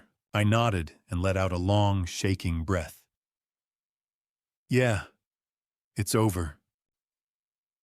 The drive from Portland to Cannon Beach took 90 minutes on a gray Saturday morning in mid-November. Highway 26 wound through evergreen forests, past farmland and fog-shrouded valleys until the trees gave way, and suddenly the Pacific stretched out wide and endless under a sky the color of steel. A weather-beaten sign appeared on the right, "Welcome to Cannon Beach." I turned onto Ocean View Drive. Number 187 sat at the end of a gravel driveway, a single-story cottage painted white with blue-trimmed windows and a gray shingled roof. A wooden deck wrapped around the front, facing the ocean. South of the house, Haystack Rock rose from the surf like a cathedral. I parked, turned off the engine, and sat for a moment in the silence. This was it. The house Eleanor had kept secret for years. The house she'd known I'd need. I unlocked the front door with the key from box 291 and stepped inside. The living room was simple. Hardwood floors, a stone fireplace, tall windows overlooking the deck and the water beyond. The furniture was basic but clean, a faded blue couch, a coffee table, a rocking chair by the hearth. 2 bedrooms, 1 bathroom. Everything I needed. Nothing more. I walked to the sliding glass door, opened it, and stepped out onto the deck. The wind hit me immediately, cold and salt-sharp, carrying the roar of the surf. Waves rolled in, steady and endless white foam spreading across dark sand. Gulls circled overhead, their cries lost in the wind. I gripped the railing, closed my eyes, and breathed. First real breath in months. "Oh, Eleanor," I whispered. "You knew I'd need this." The wind answered, wild and steady. That afternoon, I unpacked. I hadn't brought much from Portland, just clothes, a few books, some framed photographs. A wedding photo of Eleanor and me, January 29th, 1977. A picture of her on her 50th birthday, wearing the necklace I'd given her. The necklace stayed around my neck. I hadn't taken it off since the day Walter handed it back to me. I hung Eleanor's photo above the fireplace mantel and set the wooden box containing her letter beside it. My phone rang. James Cartwright. "Calvin, you made it." "Yeah, just got here." "How's the house?" I looked around. "Perfect." "Good. You deserve some peace." We hung up. I sat on the old couch and stared out the window. Sunset was painting the ocean gold and orange, the clouds streaked with pink. Eleanor was everywhere in this house. I decided to walk the beach. I put on my heavy coat, wrapped a scarf around my neck, and headed out. The sky was overcast, but dry, the wind gusting hard. I walked down the wooden steps from the deck, crossed the narrow strip of beach grass, and stepped onto the sand. It was cold and wet, packed, firm by the tide. Waves crashed 20 feet away, sending spray into the air. The smell of salt and kelp filled my lungs. Haystack Rock loomed to my right, barnacles and mussels clinging to its base. I walked south along the waterline for half an hour, passing a couple with a golden retriever, a man flying a kite, a woman collecting shells. Each of them nodded as I passed. Strangers, but kind. By 3 o'clock, I was back at the house making coffee, settling onto the deck with a wool blanket and a book. I sat there as the afternoon faded, listening to the waves, watching the clouds shift and break apart. I didn't think about Vanessa, didn't think about the trial, just the ocean, the wind, the silence. Sunset came at 5, turning the sky orange, then red, then deep purple. I stood at the deck railing, hands resting on the weathered wood, and watched the sun sink toward the horizon. I touched the necklace. The gold was warm from my skin. Eleanor had known. She'd known I would need this place. A refuge. A place to start over. Thank you, I whispered into the wind. For everything. The wind picked up strong and steady like an answer. I stood there until the sky went dark. Then I turned, walked back inside, and closed the door behind me. Tomorrow I'd explore the town, meet the neighbors, start building a new life. But tonight I just needed peace. And for the first time since Eleanor died, I had it. 3 months in Cannon Beach, and mornings still surprised me. I woke at 6:30 on a Wednesday in mid-February, the room dark, the sound of surf rolling steady through the walls. I made coffee, wrapped a wool blanket around my shoulders, and stepped onto the deck. The sky was turning from black to deep blue, the horizon beginning to glow pink and gold. The ocean stretched out endless, and gray waves breaking white along the shore. I breathed, sipped coffee, watched the light grow. This was my routine now. Up early, coffee on the deck, a 2-mile walk along the beach, home for breakfast. Mornings spent reading or working around the house. Wednesdays and Fridays at 10, I went to the Cannon Beach Library for the Seniors Book Club. This week we were reading A Gentleman in Moscow. I liked it. Reminded me that even in confinement, life could be rich. Afternoons, I tended the small herb garden I'd started, basil, mint, rosemary, or just sat and watched the ocean. Life was simple, full. For the first time in years, I didn't feel rushed or afraid. At 2 o'clock, I drove 15 minutes south to Seaside to see Dr. Linda Morrison. Her office sat on a quiet street, a small building with wood siding and tall windows. I'd been seeing her since December, every Wednesday, 2 o'clock. Inside, the waiting room smelled like lavender. Dr. Morrison came out to greet me. 58, gray hair, warm eyes, soft voice. "Calvin, come on back." We settled into her office. 2 chairs by the window, a low table between us. "How was your week?" she asked. I told her about the book club, about the new batch of mint coming up in the garden. Small things, good things. Then she asked, "Have you thought more about Vanessa?" I looked out the window and watched the branches sway. "Yeah, I think about her a lot." "What do you think about?" "I remember her as a kid. She used to laugh all the time, drew pictures, ran around the backyard with our dog. I don't know what changed." Dr. Morrison nodded. "Grief and fear can change people, Calvin. Losing her mother, financial stress, it doesn't excuse what she did, but it explains it. Can I forgive her?" She tilted her head. "That's up to you. Forgiveness isn't about forgetting. It's about releasing the anger so it doesn't poison you." The session ended at 3.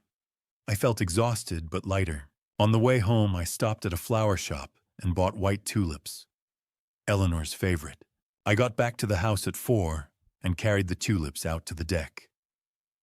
In the corner, I'd built a small memorial for Eleanor, a low wooden table. On it, a framed photograph of her from 2010 taken right here at Cannon Beach. Her hair blowing in the wind, her smile easy and bright. A candle, a few smooth beach stones, and a small wooden plaque I'd had engraved Eleanor Brooks, 1955 to 2024. Forever my light. I set the tulips in a vase, lit the candle, and sat down in the chair beside the table. Hey, sweetheart, 3 months now. I'm trying. Life here, it's peaceful. Like you knew it would be. I touched the necklace at my throat. I talked about Vanessa with Dr. Morrison today. I'm still angry, still hurt. But I think I'm starting to understand why you did what you did. You wanted to protect me, even if it meant I'd lose her. Tears slid down my face. Thank you for everything, for this house, for Box 291, for loving me enough to do the hard things. The wind picked up gentle and steady. The candle flame flickered but didn't go out. I sat there until the sun set. I stood by the window at 9 o'clock, looking out at the dark beach. Just moonlight and the distant blink of the Tillamook lighthouse. I thought about the journey. Eleanor's death, Vanessa's conspiracy, the necklace, Box 291, the trial. All of it had led here, to this house, to this peace. I wasn't happy, not completely. The grief was still there, a hollow place where Eleanor used to be a wound, where Vanessa used to be. But I wasn't hopeless either. There was hope. There was a future, a new beginning at 71. I touched the necklace one last time before bed. The gold was cool, heavy with meaning. Eleanor had given me this necklace in 2005. 20 years later, it had saved me. We're going to be okay, Eleanor, I whispered into the darkness. Eventually, we're going to be okay.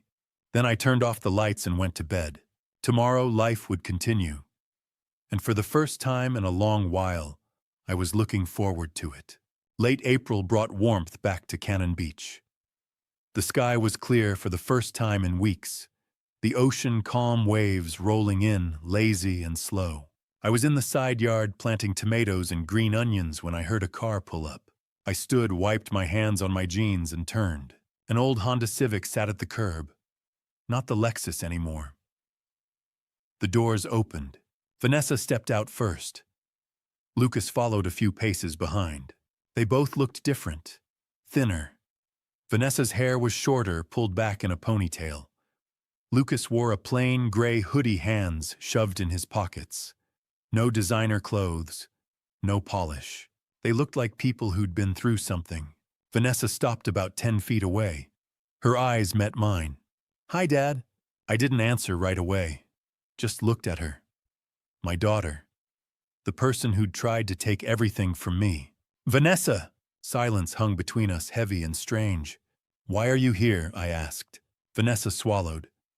"We got out early, 15 months instead of 18. Good behavior. We wanted to talk to you, if you'll let us." I studied them for a long moment, then gestured toward the house. "Come inside." We stood in the living room. Vanessa looked around at Eleanor's photograph above the mantel, at the simple furniture, at the life I'd built without them. She turned back to me, eyes red. "Dad, I'm sorry. I know those words aren't enough. I know I hurt you. I planned to take your freedom, your house, your life." Tears slid down her face. I was scared. We were bankrupt. Lucas lost his job. I lost Mom. And I was angry. Angry that she was gone. Angry that you were still here and she wasn't. Lucas stepped forward. It was my fault too. I pushed her. I said we needed the money. I held up a hand. Don't make excuses for each other. You were both responsible. You planned this. You bribed Dr. Owen. You manipulated Grace. You stole the one thing your mother treasured most. She nodded, sobbing now. Yes, I did. And I wish I could take it back. I sighed. But you can't. What's done is done. But you can move forward. Both of you. I sat down and gestured to the couch. They sat across from me, hands clasped together. "Where have you been since you got out?" "I'm Matsu. We're staying with a friend in Gresham. I'm working at a coffee shop. Lucas is working at a warehouse. We're paying the restitution, $200 a month. I nodded. If you want me to consider forgiving you, you have to prove it. Not with words. With actions. Pay off the restitution. Keep your jobs. Stay compliant with parole. Keep going to therapy. After the no-contact order expires, if you still want to, we can talk again. Really talk. I understand, she said. I'll do whatever it takes. I turned to face her. Your mother loved you, Vanessa. She loved you until the very end. But she also knew she had to protect me. And she did. If you want to honor her, honor that. Vanessa covered her mouth with her hand, crying silently. We'll make this right, sir, Lucas said. I promise. I nodded. Good. Now you should go. At the door, Vanessa paused. Thank you, Dad, for listening. I watched them walk to the car, get in, and drive away. I stood on the deck long after they were gone, looking out at the water. I felt exhausted, heavy, but not hopeless. I touched the necklace at my throat. 14-karat white gold. A heart-shaped clasp. The number 291 engraved inside. A gift I'd given Eleanor 22 years ago. A gift that had saved me. Eleanor, I whispered. They came. Like you knew they would. They apologized. I don't know if I can forgive them completely. But I'm trying. The wind picked up, carrying the smell of salt and seaweed. I looked down at Haystack Rock, at the waves crashing against its base, at the gulls wheeling overhead. Life went on. Grief remained. But so did hope. So did the possibility of healing. I closed my eyes and felt the sun warm on my face. I thank you, Eleanor, for everything, for loving me, for protecting me, for this necklace. I opened my eyes and looked out at the endless Pacific. And for the first time in years, I smiled. The ocean rolled on. The wind blew steady. And Eleanor's love, like the necklace around my neck, would carry me forward, always. Standing here on this deck, watching the ocean roll endless and free, I think about everything that happened. This family story taught me something I wish I'd understood earlier. The people closest to you can hurt you the deepest. My dad revenge wasn't about destroying Vanessa. It was about protecting what Eleanor fought so hard to save. But if I could go back, I'd tell myself, don't wait. Don't ignore the signs. Don't let love blind you to betrayal. Eleanor knew. God rest her soul, she knew before I did. She left me the necklace, the number, the vault, a family story of protection wrapped in gold. My dad revenge became her final gift, not rage, but clarity. Not hatred, but survival. Here's what I learned: trust, but verify. Love your children, but don't let them take your dignity. And when someone shows you who they are, believe them. This family story isn't just mine, it's a warning. Dad revenge doesn't have to be loud. Sometimes it's just standing firm and saying no more. If my story moved, you helped you, or made you think twice about the people in your life, please leave a comment below. Share this with someone who needs to hear it. Subscribe to the channel so you won't miss what comes next. Your support means everything. Thank you for staying with me until the end. I pray God watches over you and yours.